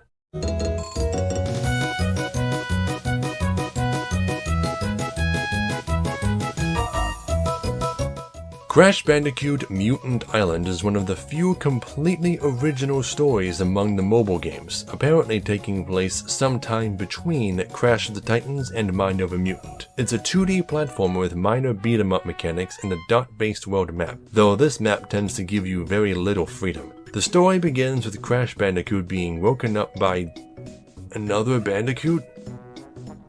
Yeah, this game features a completely unique tribe of other mutant bandicoots that don't appear anywhere else in the series. And his design is kind of bizarre in that he looks just like Crash's original design. Classic Crash meets modern Crash? Could we get a Crash Bandicoot Generations, please? That'd kick ass. The plot is a simplified mixture of the two games it takes place between. Coco is kidnapped for whatever reason we aren't told, and the nameless bandicoots are all brainwashed by these gadgets they put in their heads. Occasionally throughout the game, you'll encounter these bandicoots and can save them by yanking the headsets off, but saving them is completely pointless. They yield absolutely nothing. Progressing through the game follows a strict pattern. First, you invade a level in Cortex's floating castle until you come to an elemental door you can't open, at which point the level ends and 3 new ones become available on one of the islands below. These levels can be played in any order, but if you don't save the rightmost level for last, you're wasting your time. The 2 leftmost levels each contain half of a key, which is needed to access the boss hidden within the 3rd level. Beat the boss, and you unlock it as a summonable Titan. Return to Cortex's castle, and you can now use the Titan's power to open a shortcut to the door, which you then open. Repeat twice more, and you're at the final boss. The bosses in this game are all fought the exact same way. First, you spend half the fight dodging attacks. After that, you're given prompts to climb the boss, Shadow of the Colossus style, and once you reach the top, your only method of subduing these gargantuan enemies is tickling them. This is a game where you tickle all the bosses into submission. I wish I could be angrier at that concept, but it's too exasperating. Bosses aside, the game plays like any other 2D platformer, except the jumping is really unresponsive. I tried playing with the arrow keys and with the numpad, but I still had to fiddle around a lot to get my jumps to do what I wanted. It kept doing this thing where I could only jump straight up and spin, and the only way to fix it was to spin while on the ground. But I'm happy to say that that was the worst part of my whole experience. The level design in this game is really good, surprisingly. There are tons of secrets, alternate paths, shortcuts, and ways to get around. You can wall jump, climb walls, swing on vines, and bounce off these weird hand things. Also, Crash and Tana apparently profess their love to each other all over the islands. And in more ways than one, I'm imagining. You have a special attack called the Kung Fu Ka, which does tons of damage to surrounding enemies. It costs 30 Wumpa to use, and while that may sound like a lot, this game gives you a ton of the stuff. So much so that I ended the game with over 700, but that's probably because I almost never used it. The only times I had to were on these really cheap enemies that just hit me automatically without even moving. Very annoying. Hidden in some of the stages are upgrade items. Brown Aku masks increase your max health, gold Aku masks increase your attack strength, which can be seen when he appears behind you during a punch, and Gi, which the game mistakenly calls kimonos, increase the strength of your Kung Fu Ka. Speaking of which, despite being developed in Los Angeles, the game has a lot of anime influence.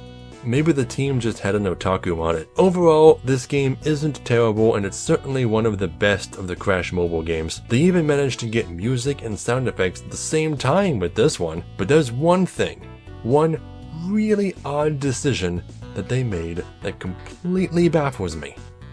When you beat the final boss, your save file deletes itself. Granted, all there is to do otherwise is collect any gi or masks you missed, but if you're already capable of beating the final boss, then I guess the game doesn't consider that necessary. Well, what if I just want to have a complete save? What if I wanted to fight Cortex again, huh? You ever think of that, game? If this game didn't do that, if it had better jumping controls, and if it actually had a point to rescuing the mind-controlled bandicoots, I'd give it a solid 6 out of 10. Instead, I'm giving it a 5 out of 10. But at least it has really good graphics, and some of the songs seem to be remixes of older ones. I can tell a lot of heart went into this one, but it still needed ironing out. Crash Bandicoot Nitro Kart 2, not to be confused with Crash Nitro Kart 2, is unfortunately not playable by any reasonable means right now. It was an iOS exclusive, and not only is it not on the marketplace anymore, so me buying an iPhone just to play it would be a fruitless effort, but iOS emulation is still in its larval stage. We've got BlueStacks for Android, but there's fuck all for iOS. There was so little interest in iOS emulation that sites like Emu Paradise and Emulator Zone don't even list it. Bottom line, I couldn't play this game. From what little there is to learn about it on the internet, it plays just like Nitro Kart 3D. It has the usual cast of characters, including Yaya Panda, but with the addition of others like Tiny, Engine, and Crunch. There's a mission mode, but past experience implies the story is probably identical to the others, especially since Oxide is the main villain again. And that's it. That's all I know. So naturally, I can't give it a score. Maybe once iOS emulation becomes more of a thing. This was the very last Crash game that was released before the 7-year hiatus, all the way up until the Crash Insane trilogy. But I already reviewed that, so now it's time to move on to the big ones. The most recent Crash games to be released, and the ones I'm sure you've all been looking forward to the most. Starting with...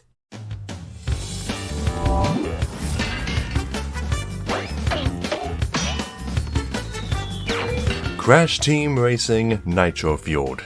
This game started as a simple remake of Crash Team Racing, but in its first year there were several live events held that added new content, much of which is from other Crash games. New tracks, new characters, new costumes, new karts and kart parts. The amount of content in this game is absolutely staggering. Completing Adventure Mode is just the tip of the iceberg. I dare say it's the single biggest Crash game to date. Unfortunately, I happened to start playing only just after the final seasonal event, so I was unable to experience any of them. Maybe they'll hold more events when it finally gets ported to PC. Jeez. So you start the game up and... good fucking god, this is the longest terms of service agreement I've ever seen. It's almost like they're trying to dissuade people from reading it. That's right, just shut up and sign here. Since there's so very much content in this game, let's start with the adventure mode. I already talked about the original CTR and I'm operating under the assumption that you've seen that review already, so I won't repeat anything. First off is the intro cutscene. There's a lot more detail this time around and the script is virtually one-to-one with one disturbing exception. I'll turn your entire globe into a concrete parking lot and make you my slaves. I will turn your entire globe into a concrete parking lot and make you my minions. Why did they change slave to minion? Is it censorship? Well, all you've done is draw attention to it, Beanox. You actually succeeded in offending slightly more people this way, so good going. The world map, while structurally the same, got a major overhaul. Everything is so much more detailed, and when I was exploring, I decided that these graphics are the best I've ever seen in a video game. I've said this before, but good graphics are not about realism or resolution. It's about art direction. It's about color theory, atmosphere, mood, concept, and personality. And this game has it in abundance.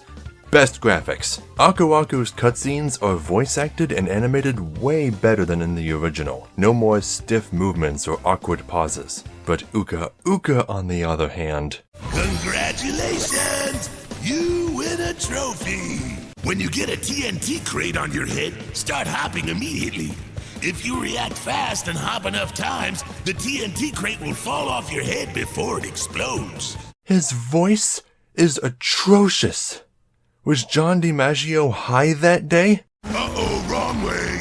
As soon as I heard that, I stopped playing as villains in adventure mode. The available characters are the same as they were in the original, plus Crunch and Geary for some reason. But now you can switch between them anytime you want between races. You're no longer stuck playing as just one, and even if you were, it would no longer pose a mechanical problem, because now every character can be any class.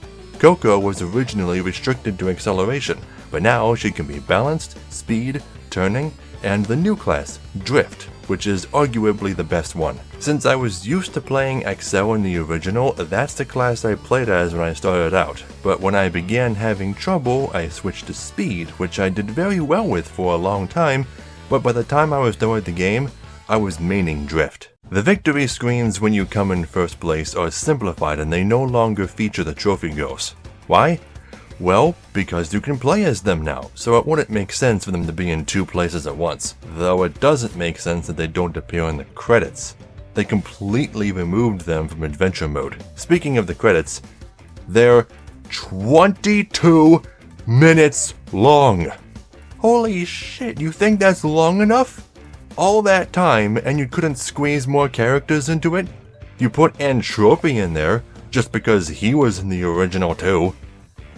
I don't know. Anyway, after I beat adventure mode and got the standard ending, that's when my personal training began.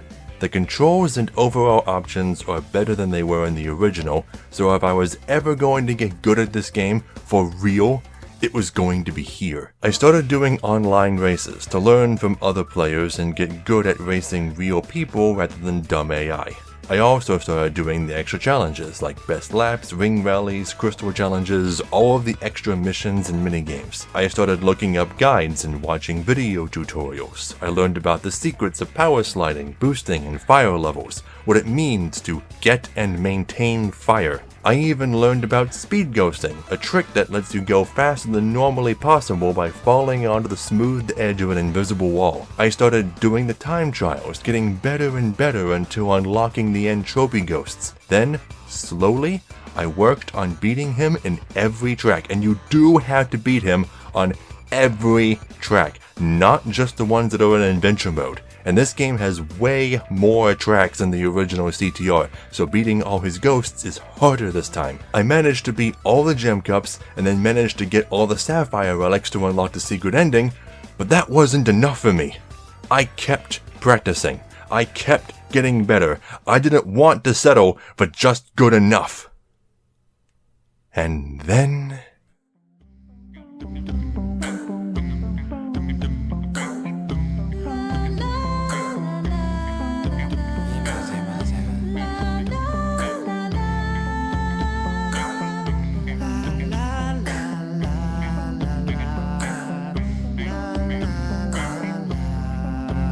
I did it. 101%. I got good. I beat all the entropy ghosts and unlocked every character in the game, all 56 of them. And I was consistently coming in the top 3 places in online races, even came in first almost half the time. Getting to this level of skill in CTR feels like I banished a personal demon. When I was a kid, I said that CTR was my favorite kart racer, but I feel like it only was by default, especially since I was never any good at it. Well, now I've come full circle, and I can safely say that CTR, at least this version of it, is once again my favorite racing game, and for good reason this time. But that's not to say this game is without flaws. I still have more to talk about. For starters, when you're trying to get the gold or platinum relics, every time you get a relic that's better than what you currently have, it kicks you out of the level instead of letting you try again right away for a better time. Beating all of Entropy's ghosts was incredibly satisfying, but I still felt cheated by his behavior. Rather than just make him drive a little worse, they actually made him fall into pits. Like the AI has to screw up just to give you a chance. Missiles and bombs rarely fire straight. For some reason, they always seem to fire in a diagonal line. When doing the time trials, the ghosts aren't on by default. If I'm doing the time trials at all, it's to get better and beat ghosts. If I want them off, I'll turn them off. I'm tired of getting into a race only to realize I forgot to turn the ghosts on. The menus, while clean, are a little inconvenient. There are many places where you can't hit up to go to the bottom or vice versa, and time trials don't remember your activated ghosts. They also buffer a bit after pausing, making restarts a pain. Oh, and the average time for loading screens is 45 seconds. But there are more good and bad things about the game too.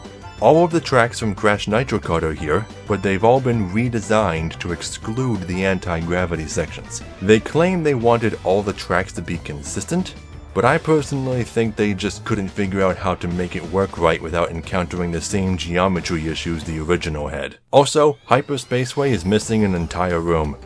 But it was a boring room anyway, so they're probably just trimming the fat. There are a lot of new original tracks too.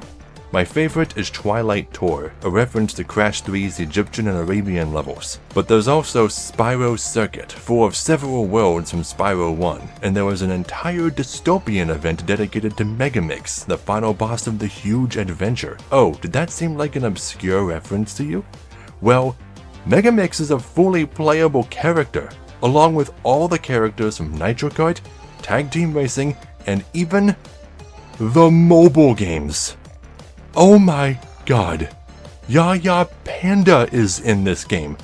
Seriously, I think the only missing main characters from the whole series are Mr. Crumb, the twins, the Elementals, and Viscount. Even the baby versions of Cortex and Entropy are playable. Even Rilla Roo from Crash Bash is here.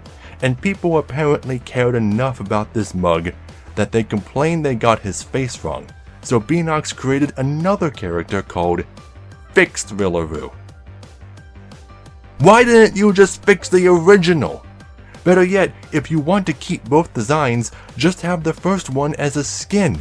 You can't have a character with an addendum in their name, especially when they're the one whose design is supposed to be the correct one. All 4 trophy girls from CTR are playable and fully voiced. Each one has a totally different accent to set them apart from one another. Megumi, as you can expect from her name, has a Japanese accent. Isabella is Russian, Liz is British, and Amy is American. None are Australian. Why are Australian bandicoots given so many different accents, but the panda doesn't get an Asian accent at all? Her homeland is a bamboo forest, so it's not like she was raised in a differently accented environment. Whatever. They're all mutants anyway. Oh, and guess who's finally playable? Komodo Mo. Yay! And I haven't even talked about the carts. Carts are fully customizable. There are different bodies, different paint jobs, stickers, wheels. I kid you not, every time I unlocked a new set of tires, I said out loud, "We need some wheels!" Some of the stickers even reference old Activision games like Pitfall and Barnstorming. There are literally enough kart components in this game for over 1 billion different combinations, so you can easily craft your dream kart. The ways to unlock all this stuff is pretty simple. You either buy them with Wumpa coins, which you can also buy using real money, or unlock them for beating challenges in the game. The content locked behind challenges cannot be bought. So if you see someone playing as Entropy, or better, someone using his digital skin or rainbow wheels, you know they're a master. You earn small amounts of Wumpa coins just for playing the game, but the best time to get them is on Wumpa weekends, baby! From Friday through Sunday, Wumpa coin rewards are multiplied, and the fastest way to farm them is by playing online races. So that's the time when everyone is on. You can also earn coins by doing daily or weekly challenges, like playing as a certain character so many times, or playing with your... Oh. You don't have any friends! There's so much. It's all just so much fun. Racing people, improving my skills, unlocking everything just a little bit at a time. And it would have been even more fun were I able to participate in the seasonal events, which were announced by Chick and Stu. Chick isn't voiced by Quentin Flynn anymore, but still. So before I move on to the next game, I'm just gonna flex. Alright, I want to show off. Turbo Track and Slide Coliseum. The hardest tracks from the original CTR. I got platinum relics on both tracks my first try. In one of my online races, I ended up in last place at one point, but I was able to make a strong comeback and came in third. My proudest online moment was when I was nearing the finish line on Electron Avenue and I bumped the first place racer from underneath and pushed him out of the way, letting me steal the win. I love this game. 9 out of 10. I can't wait for it to come to PC, and when it does, I'll be setting my sights a little higher. And now, the moment you've all been waiting for.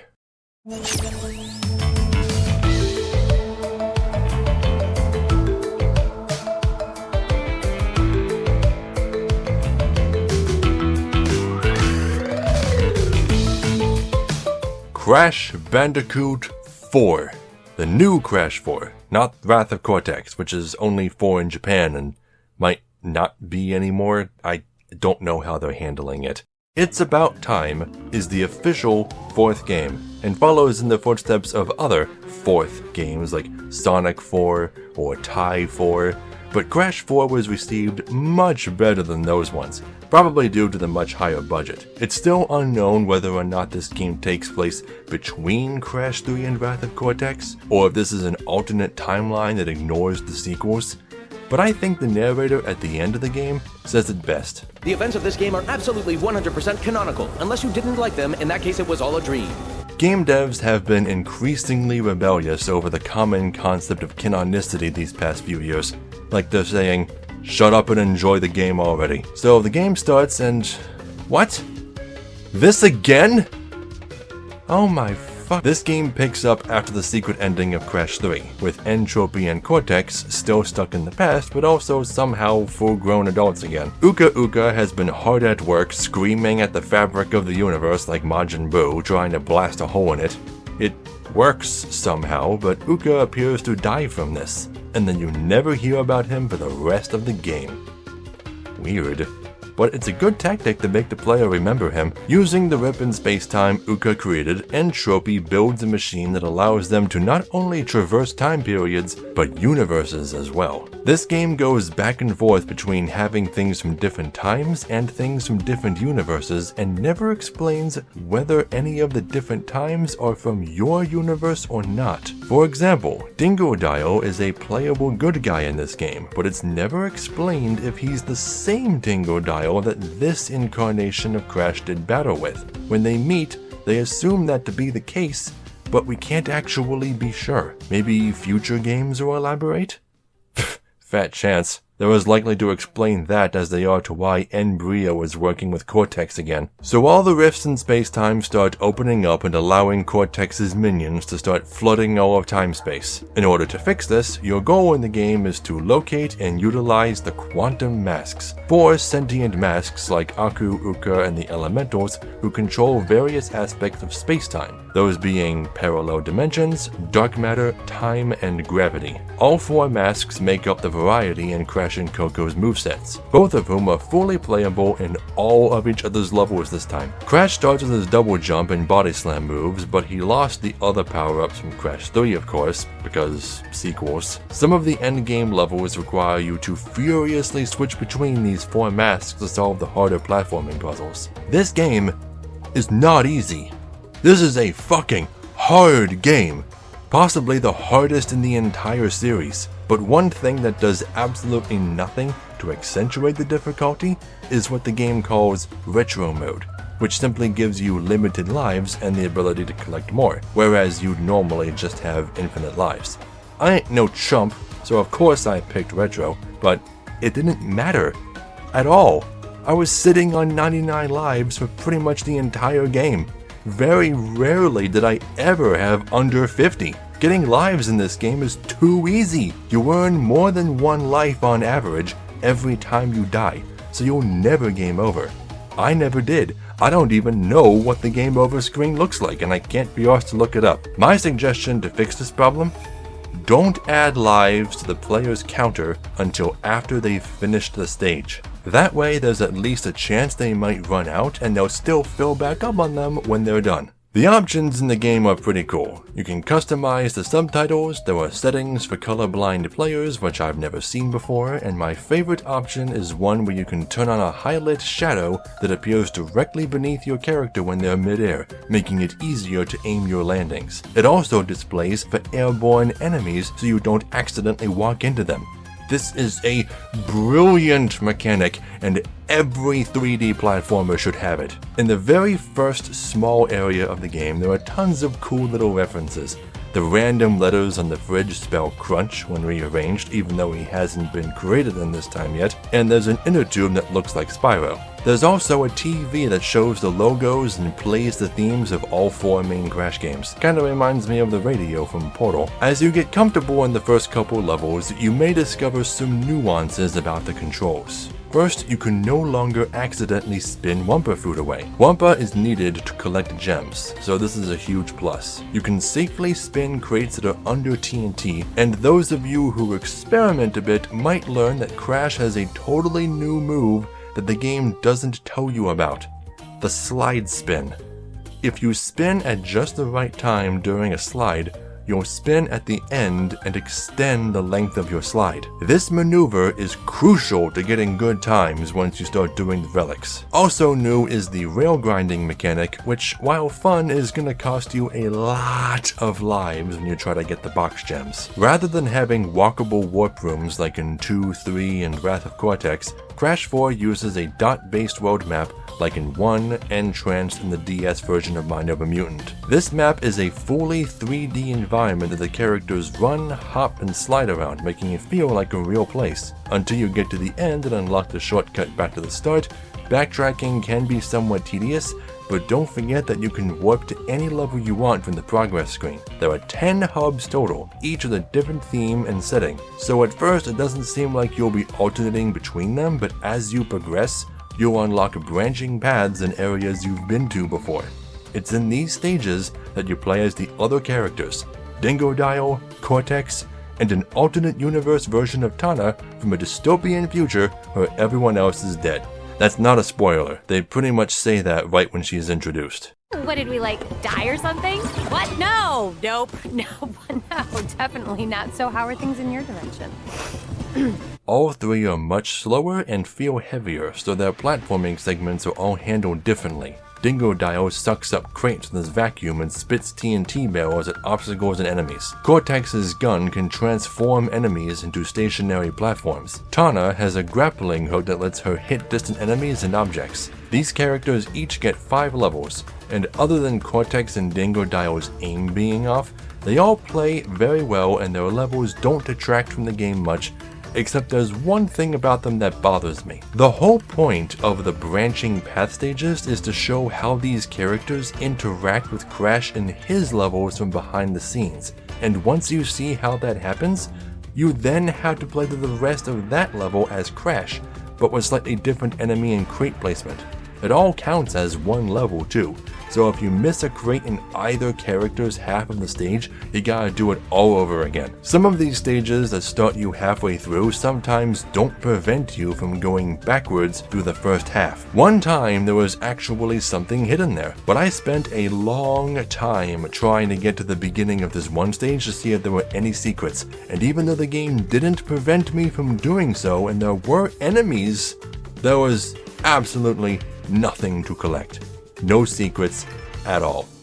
They really should block you from going back somehow. Each level has 6 gems to collect. 3 are gotten for collecting so much Wumpa Fruit, 1 is for breaking all the boxes, 1 is for dying no more than thrice, and 1 is simply hidden somewhere in the stage and must be picked up. At first, the status screen suggests that there are only 38 levels for a total of 228 gems. But no, that may sound like a lot, but once you unlock the inverted versions of the levels, the gem count doubles to 456. That's a lot of fucking gems, but it's also completely unnecessary. Why are half the gems dedicated to collecting Wumpa? You don't need 3 per stage for that. There should only be 4 gems per stage, and some of these hidden gems are in bullshit places. Most can be spotted just by having a keen eye, but this one in Run It Bayou is too cryptic. Figuring out there's a switch behind the barrel is bad enough, but figuring out that the switch activates an off-screen platform is far too much. Speaking of things that are hidden, getting the box gems can be just as bad. In a real grind, there are 2 missable crates, and 1 must be gotten before the other. In this stack of tires is the first crate. Make sure you get it before stepping on the bonus round platform. When you clear the bonus round, it will land on top of the tire stack you were just in, leaving the other stack uncovered and granting you access to the other crate. The hidden-ass crates wouldn't be so bad if these levels weren't so freakishly long. The first time I played Crash Landed, it took me 50 minutes to reach the end, and I missed one crate. Don't feel bad if you had to look up guides to find some of this shit.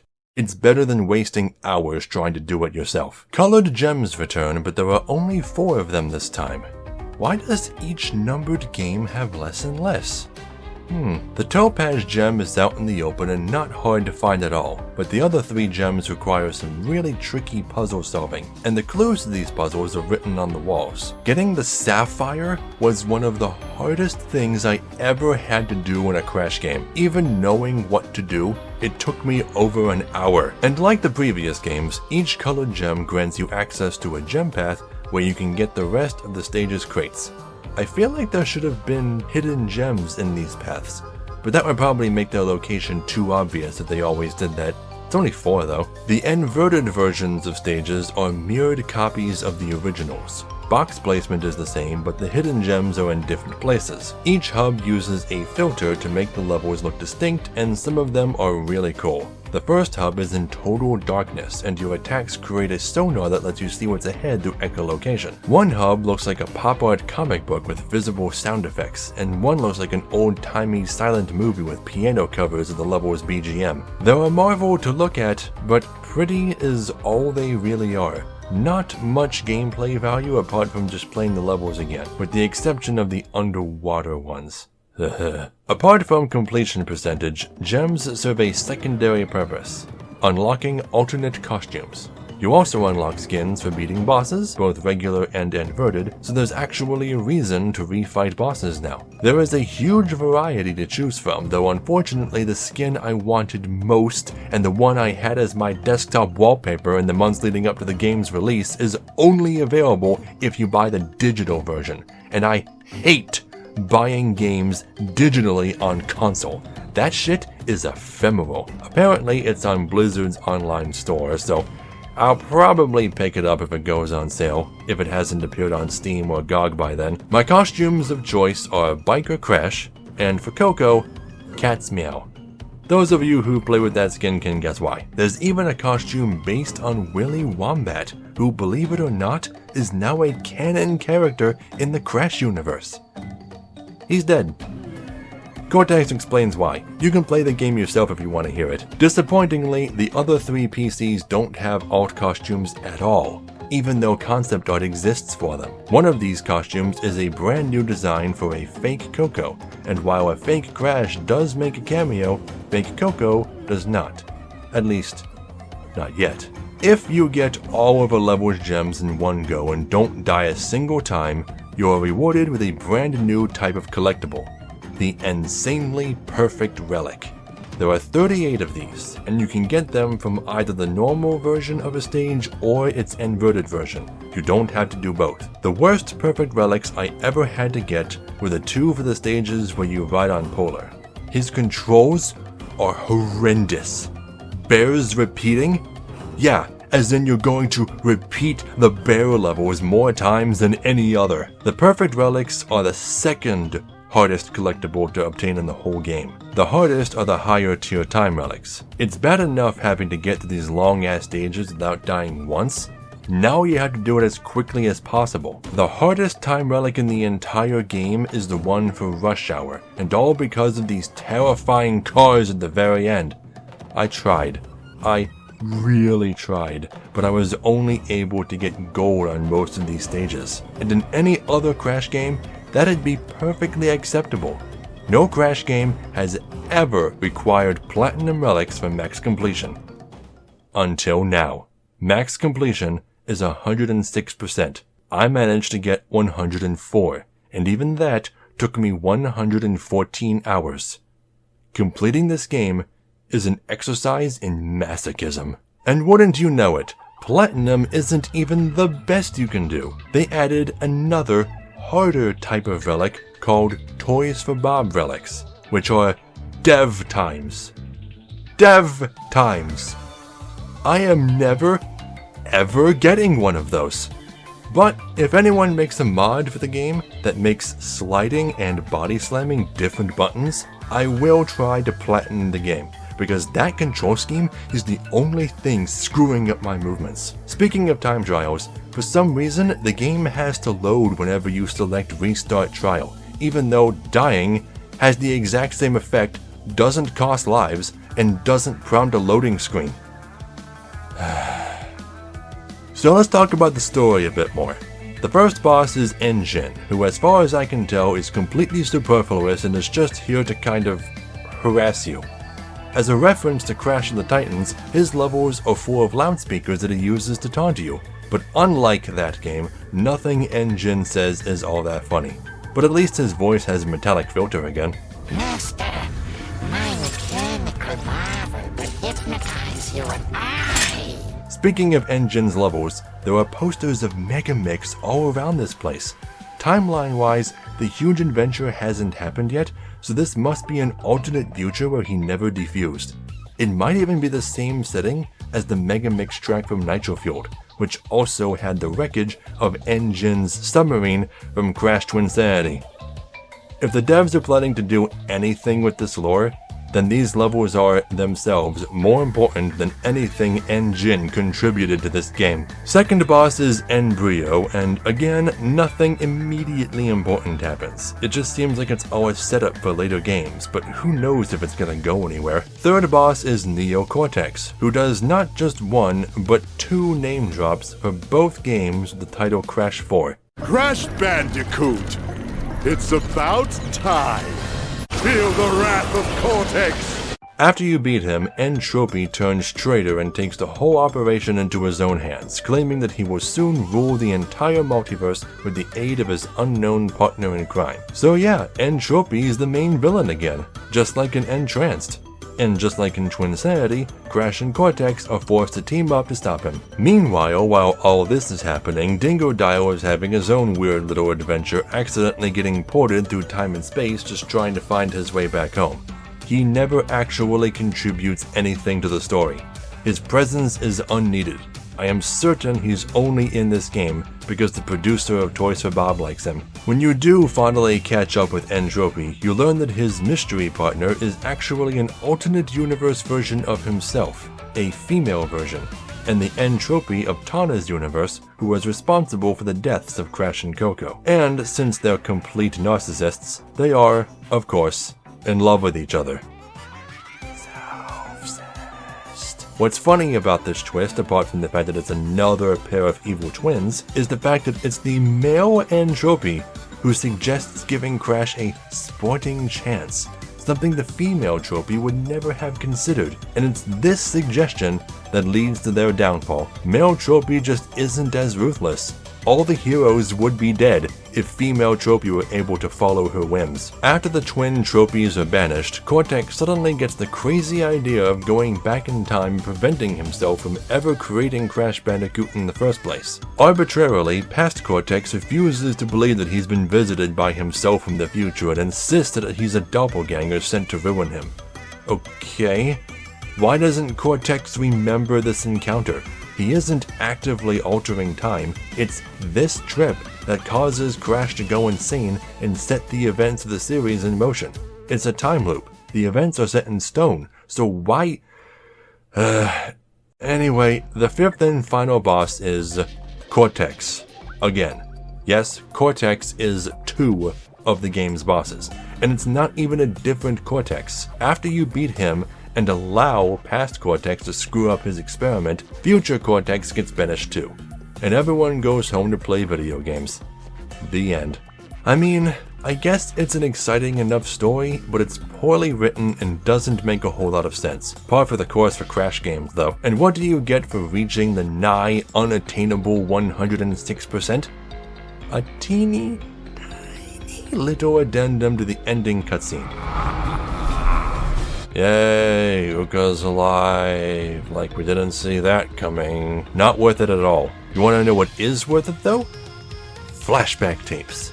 Flashback tapes are an additional 21 levels that you can unlock by collecting VHS tapes. They're basically giant bonus rounds, and they offer some of the hardest challenges the game has to offer. The last few of these are insane, one of which took me an hour and a half to beat, and will require you to learn and master every mechanic in the game, including some really obscure ones that I had to learn the hard way. For example, if TNT is on the ground and you are in the air, you cannot interact with it by spinning. Only if you are descending can you break a suspended crate without touching the one beneath it. You need to learn this shit to beat these levels. But why would you want to? For the narration. These tapes document the brutal, impossible training that Cortex forced Crash and Coco to go through, and while they're doing so, a lot of interesting lore is revealed. It tells us where Coco was during Crash 1 and how she escaped. It tells us who Willy Wombat was and how N-Jin got hired. So, was that rocket in your head an experiment gone wrong, or...? What rocket? It even tells us where Crash got his pants and what his full name is. These levels are fun to play and listen to, but try not to die while Cortex is talking.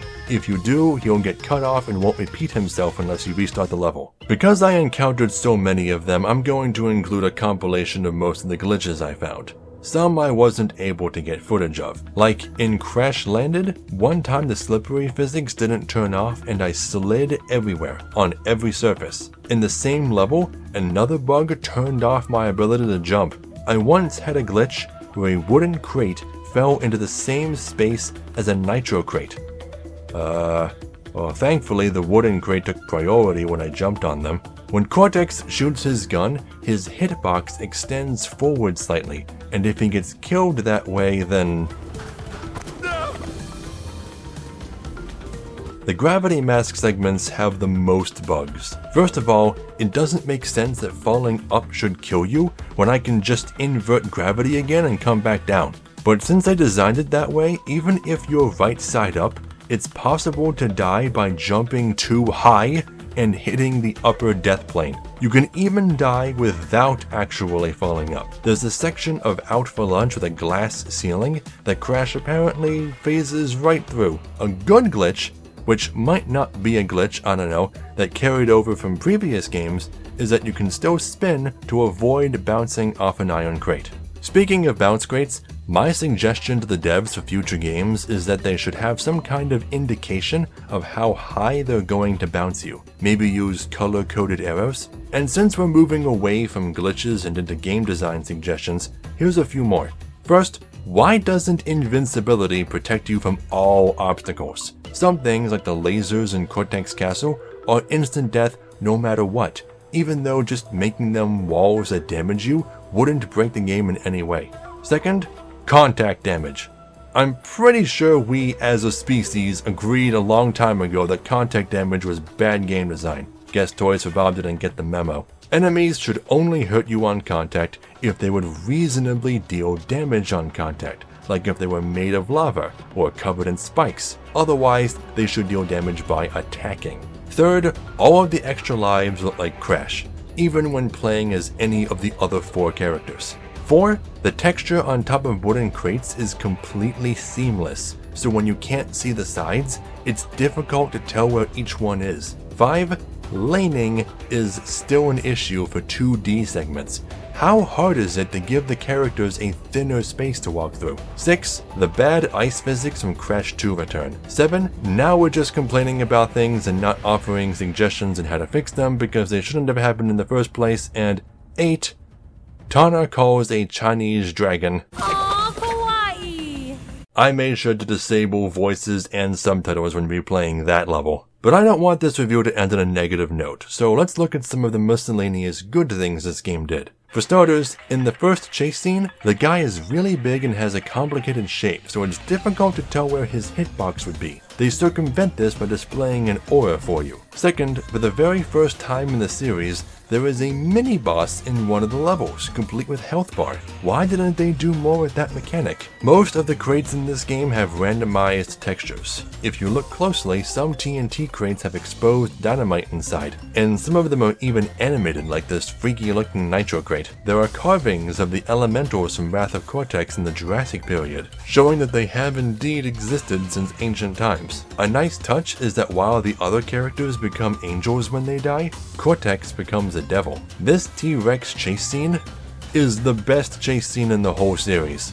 Very epic and well handled. And lastly, Dingo Dio saying "Bastards" in an E-rated game is pretty cool. While this game isn't perfect, with its poor story and questionable game design choices, it is still an amazing Crash game. One of the best in the franchise. If getting max percentage weren't so unfeasible, I would give it a 9 out of 10, but I'm probably only going to attempt doing so once and only after I can get it on PC, and preferably not on Blizzard's store. So for now, I'm giving it an 8 out of 10. Whew.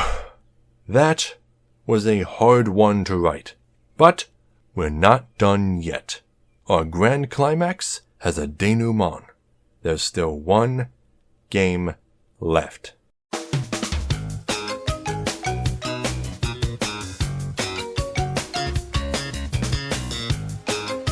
Crash Bandicoot On the Run is the latest game not only in the Crash series but also in the timeline. That's right, this game actually takes place after all the others, after Crash 4 and after Mind Over Mutant. The story and premise for this game is pitifully simple. Cortex has summoned bad guys from throughout both time and space, and it's Crash and Coco's job to stop them and send them back to where they came from. That's it. There's no more story at all beyond the opening cutscene, which is probably a good thing. Crash Bandicoot stories always suck, so they might as well leave it out. On the Run is an auto runner for smartphones, kind of like Sonic Dash and Temple Runner. You automatically run forward and cannot change speeds, but you can switch lanes, jump, spin, slide, body slam, and throw any boomberries you pick up. Progressing in the game follows a very simple and strict pattern. Each chapter, you are presented with a gang, consisting of one boss who you cannot face until you defeat their 4 henchmen, which can be fought in any order. In order to challenge an enemy, you need the weapons needed to send them back to the dimension they were summoned from. And to get these weapons, you need to craft them. To get the ingredients needed, you need to go on collection runs in any level you've unlocked, running through an infinitely looping obstacle course and gathering the ingredients from crates scattered throughout. Once you get the ingredients, craft the weapons, and defeat every member of the gang, you're rewarded with gems to unlock new challenges and levels, and the next gang is presented to you. Rinse and repeat until you've obtained every gem. It sounds like a fun, gratifying time, and for the most part, it is. But don't forget, this is a mobile game. And who should be its developer but King? If you don't know, King is the company that made Candy Crush. You know, the people, and I use that term loosely, who tried to copyright the word candy? Yeah, they made this game. So it shouldn't be any surprise that it's filled with stanky, freemium garbage. Everything free in this game revolves around waiting. At first, these times aren't so bad. 5 minutes, 10 minutes, an hour. But the further in you go, the longer the times become. Some levels take 6 hours for their ingredients to refill. And one of the weapons you can craft takes 20 hours. If you have purple crystals, the game's main currency, you can eliminate these wait times. But other than the paltry few you can earn daily, crystals cost real-world money. Look at this shit. $100 for 3,000 something crystals. I'm sorry, but this game isn't even worth that much. It's just schemy, manipulative greed. And if you have an option in your game to charge $100 fucking for digital currency, you're scum. There's no talking your way out of that. You could buy at least 2 brand new video games for that much. Better ones. Now, I'm not trying to say that King doesn't deserve any money for their game. Of course they do. But there are better, more honest ways to get money. Like, selling the game? Whatever happened to the concept of paying for a game and then owning it? Personally, I feel like any company that makes their game freemium doesn't actually have any confidence in its quality. If a game is worth buying, people will buy it. And if you really want people to play it without having to pay, then don't make them have to pay. Make the game legitimately free and throw a donate button in there somewhere. Otherwise, just charge money for the game. And to prove that I'm not a cheapskate, and also because I do believe the devs deserve some money for making such a great game, I did buy a couple things. I bought a legendary skin to help with farming, and I bought a 1-month crystal subscription. Total about $14. That's reasonable. Personally though, I would still like it better if there were an option to simply buy the game. Pay just once, like $50 or something, and all the wait times are removed from the game forever. That'd be nice. I'd pay for something like that. But while I could bitch about fucking mobile games forever, this isn't the time for it. Back to Crash. Every level has a gem run, one or more challenge runs, and a time trial. Gem and challenge runs each have different objectives, like get to the end, collect all the Wumpa, or break all the crates. Beating challenge runs gets you extra ingredients, while gem runs unlock colored gems. What do colored gems do? Well, King's official website actually says they're pointless and only for bragging rights. I'm disappointed in them. Not because they don't have a purpose, but because they do, and the developers aren't telling you what it is. Getting colored gems and then repeating their respective challenges daily gets you extra crystals. It's actually the best way to farm free crystals. But I guess King doesn't want you to know that. Time trials, as far as I know, are pointless, but I did get platinum in every trial I unlocked, so I'm pretty proud of that. It's also pretty cool that they put the blue gem in Turtle Woods. The game has a pretty wide variety of enemies and bosses, but it also reuses them all using the game's 4 elements. Nitro is normal, and then there's also Inferno, Frosty, and the Oxide/Dark versions from other dimensions. Visually, these alternate versions are pretty cool, like how Dingodile trades his flamethrower to essentially become Mr. Freeze, but mechanically you still fight them the same way. A lot of really obscure and underused characters are in this game too. The pink elephant enemies that were supposed to be in the final Twinsanity level but were scrapped. The Elementals, who serve as Uka Uka's personal henchmen. Scorporilla, one of the strongest mutants from Crash of the Titans, and by far the most notable comeback of all, Mr. Crumb. Yes, that Mr. Crumb, the one from the Tiger Electronics game I told you about at the beginning of this video. He hasn't appeared in any other game since. Mr. Crumb's presence in this game really suggests true dedication and love for this franchise. Even the Thorn Thing enemies from the same game make an appearance. Fake Crash returns as a boss, and he uses a lot of moves based on Crash's abilities, like spinning and using a bazooka. Even Fake Coco, that new skin from Crash 4, appears as her own character for the first time ever. So that settles that. Fake Coco is canon. Wonder if we'll get an origin story for her too. Nina Cortex is particularly notable here in that she is finally shown displaying the personality she was originally intended to have as described in Crash Purple. She can be seen petting a chicken only for her hands to hurt it against her will, frustrating her and providing visual motivation for her alignment. It's only a few seconds long, but this boss intro is really powerful to me. The worst part of the bosses in this game is that you fight the exact same ones sometimes. I fought Scorporilla, regular Nitro Scorporilla, 3 times. She's exactly the same every time you fight her, so what's even the fucking point? The boss that I decided would be the last one I'd fight, my personal final boss, was Uka Uka.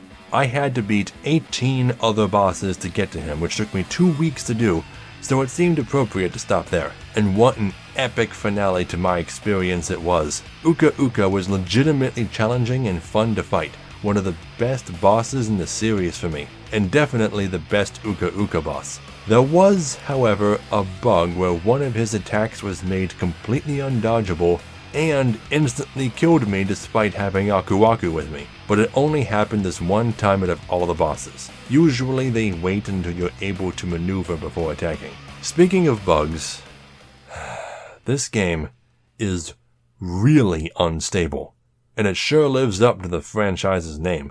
It's crashed and froze more times than any other game or program I have ever used in my life, both in BlueStacks and on my actual phone. On my phone, it just runs very poorly in general. If I can actually get into a run without it freezing, the game still lags like it's nearing the center of a black hole. I ended up having to play almost all of it in BlueStacks, and even then I had a lot of issues. I once encountered a glitch where a freshly recharged collection run had no ingredients in it at all. I once had to kill the same boss twice because I actually died in the cutscene after killing it the first time, which would have happened again if I didn't have my mask. I also fell through the world and died so many times. There was a time where I fell through multiple layers successively.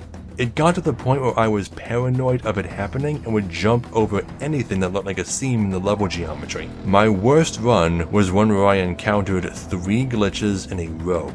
I fell through the world and died, the music shut off after watching an ad, and I died by crashing into absolutely nothing. Those weren't the only bugs, but they were the most notable. This game is a wreck. So in addition to playing the game normally, there are also monthly seasonal events, each with a different theme, gangs, and rewards. I missed the first 2 events, but the third event was a huge Spyro crossover featuring many skins based in that series, like a Moneybags outfit for Crash. Nasty Nork was the second gang leader, and he had a pretty cool mechanic that set him apart from the other bosses. The previous event apparently also doubled as a Domino's ad campaign, and the Noid of all characters appeared as a henchman. I repeat, I fought the Noid in a Crash Bandicoot game. I even got a pizza-themed skin for participating. As part of these events, players are strongly encouraged to join a team, working together to pool their collected trophies to try and get the best rewards at season's end. But the process of actually joining a team is a messy one. Everyone always just quits whatever team they're currently in to try and join whichever team is in first. And since King anticipated that, they imposed a 48-hour wait time to join a new team after leaving your old one. Once in a team, you basically just collect trophies to raise your team's total by beating gangs, trading in steps and Wumpa Fruit, or by competing in survival runs. Survival runs pit you against AI-controlled ghosts of 2 other players as you all try to last as long as possible in a procedurally generated run that gets faster and faster the further you go. And it's fucking epic. Originally, when this game came out, collection runs would always drone along at the same slow speed, and that was relaxing at first, but it quickly became extremely boring. So King updated the game to make collection runs go faster the longer you played them, increasing your chances of screwing up and crashing. The music in this game, I'm surprised, is really good. Each level and boss has its own theme, and the song for Turtle Woods is very catchy. But the best song in this game is the Wumpa Island Challenge Run theme. It's so good that it might just be my new favorite song in the series that isn't by Spyro Mouth. Just listen.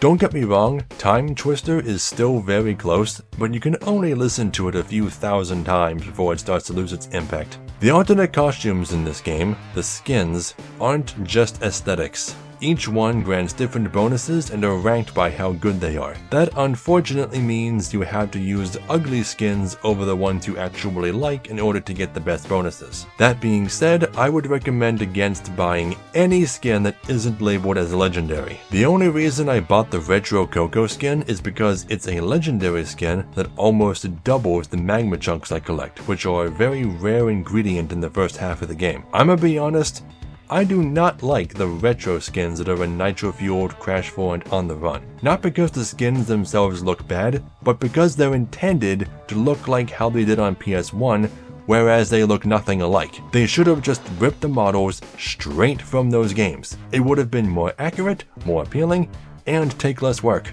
Before quitting the game, I spent all of my remaining crystals on Coco's Elora costume. Not only because it's a limited time legendary with a really good bonus, just in case I ever decide to return to this game, but also because it's fucking adorbs. Coco in general is just really cute in this game. Look at that smile. Look at that smile. Look at your brain. While the Elora costume is cute, I have to ask, why the shorts? It reminds me of Prish's swimsuit from Dissidia, but at least Prish had shorts as a theme. Coco has no such thing. I really wanted to get to the current endpoint of this game. Did I mention it's not even finished? But when I finally got to Uka Uka, the game's progression took an extremely ugly turn. I can make Inferno bazookas now, and looking at the gang showed that I only needed to make 2 of them. That didn't seem so bad, until I realized that each bazooka requires 15 stinky shrooms, and that the only available level that carries them has only 8. And this level has a 6-hour refill timer too, so it took me over 24 hours just to get all the ingredients, and each bazooka takes 12 hours to cook. And that's not even counting all the work needed to make the 6 nitro bazookas I needed. God damn. That's part of the reason I stopped playing after beating him. The stench of freemium became too strong for me to bear, so I just dumped all my remaining crystals into the Elora skin and quit. I'm giving this game a 6 out of 10. It would be a really, really good game, at least 7 out of 10 material, if it weren't for the freemium elements. I really wish these games would be paired with normal paid versions with separate servers. You can have the free-to-play version with the waiting and the microtransactions for the people who actually like that shit, and the paid version where you pay once and that's it. I can't see any downsides to doing it that way, apart from having to host twice as many servers, but you'll be getting twice the amount of money anyway, so why the fuck not? Okay. I did it. I reviewed every Crash Bandicoot game I could. Crash Purple will be dealt with later, so now I think a quick recap/tier list is in order.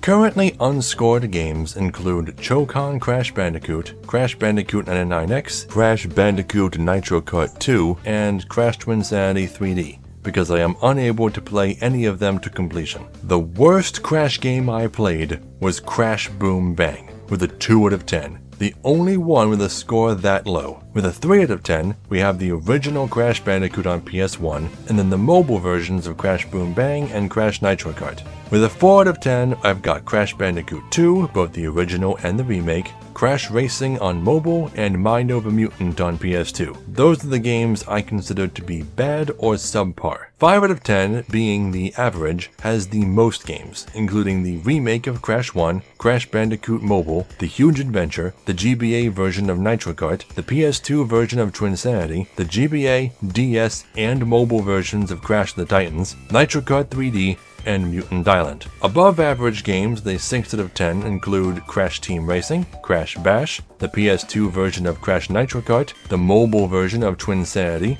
Nitro Kart 2, the DS version of Mind Over Mutant, and Crash on the Run. 7 out of 10 is where the good games begin, but only the Wrath of Cortex and Entranced received this score. 8 out of 10 includes the PS2 version of Crash of the Titans, Crash Tag Team Racing, and Crash Bandicoot 4. And finally, 9 out of 10, which includes my all-time favorite Crash games, Crash 3, both the original and the remake, and Crash Team Racing Nitro-Fueled, with the original Crash 3 still being number 1. I am never doing anything like this again.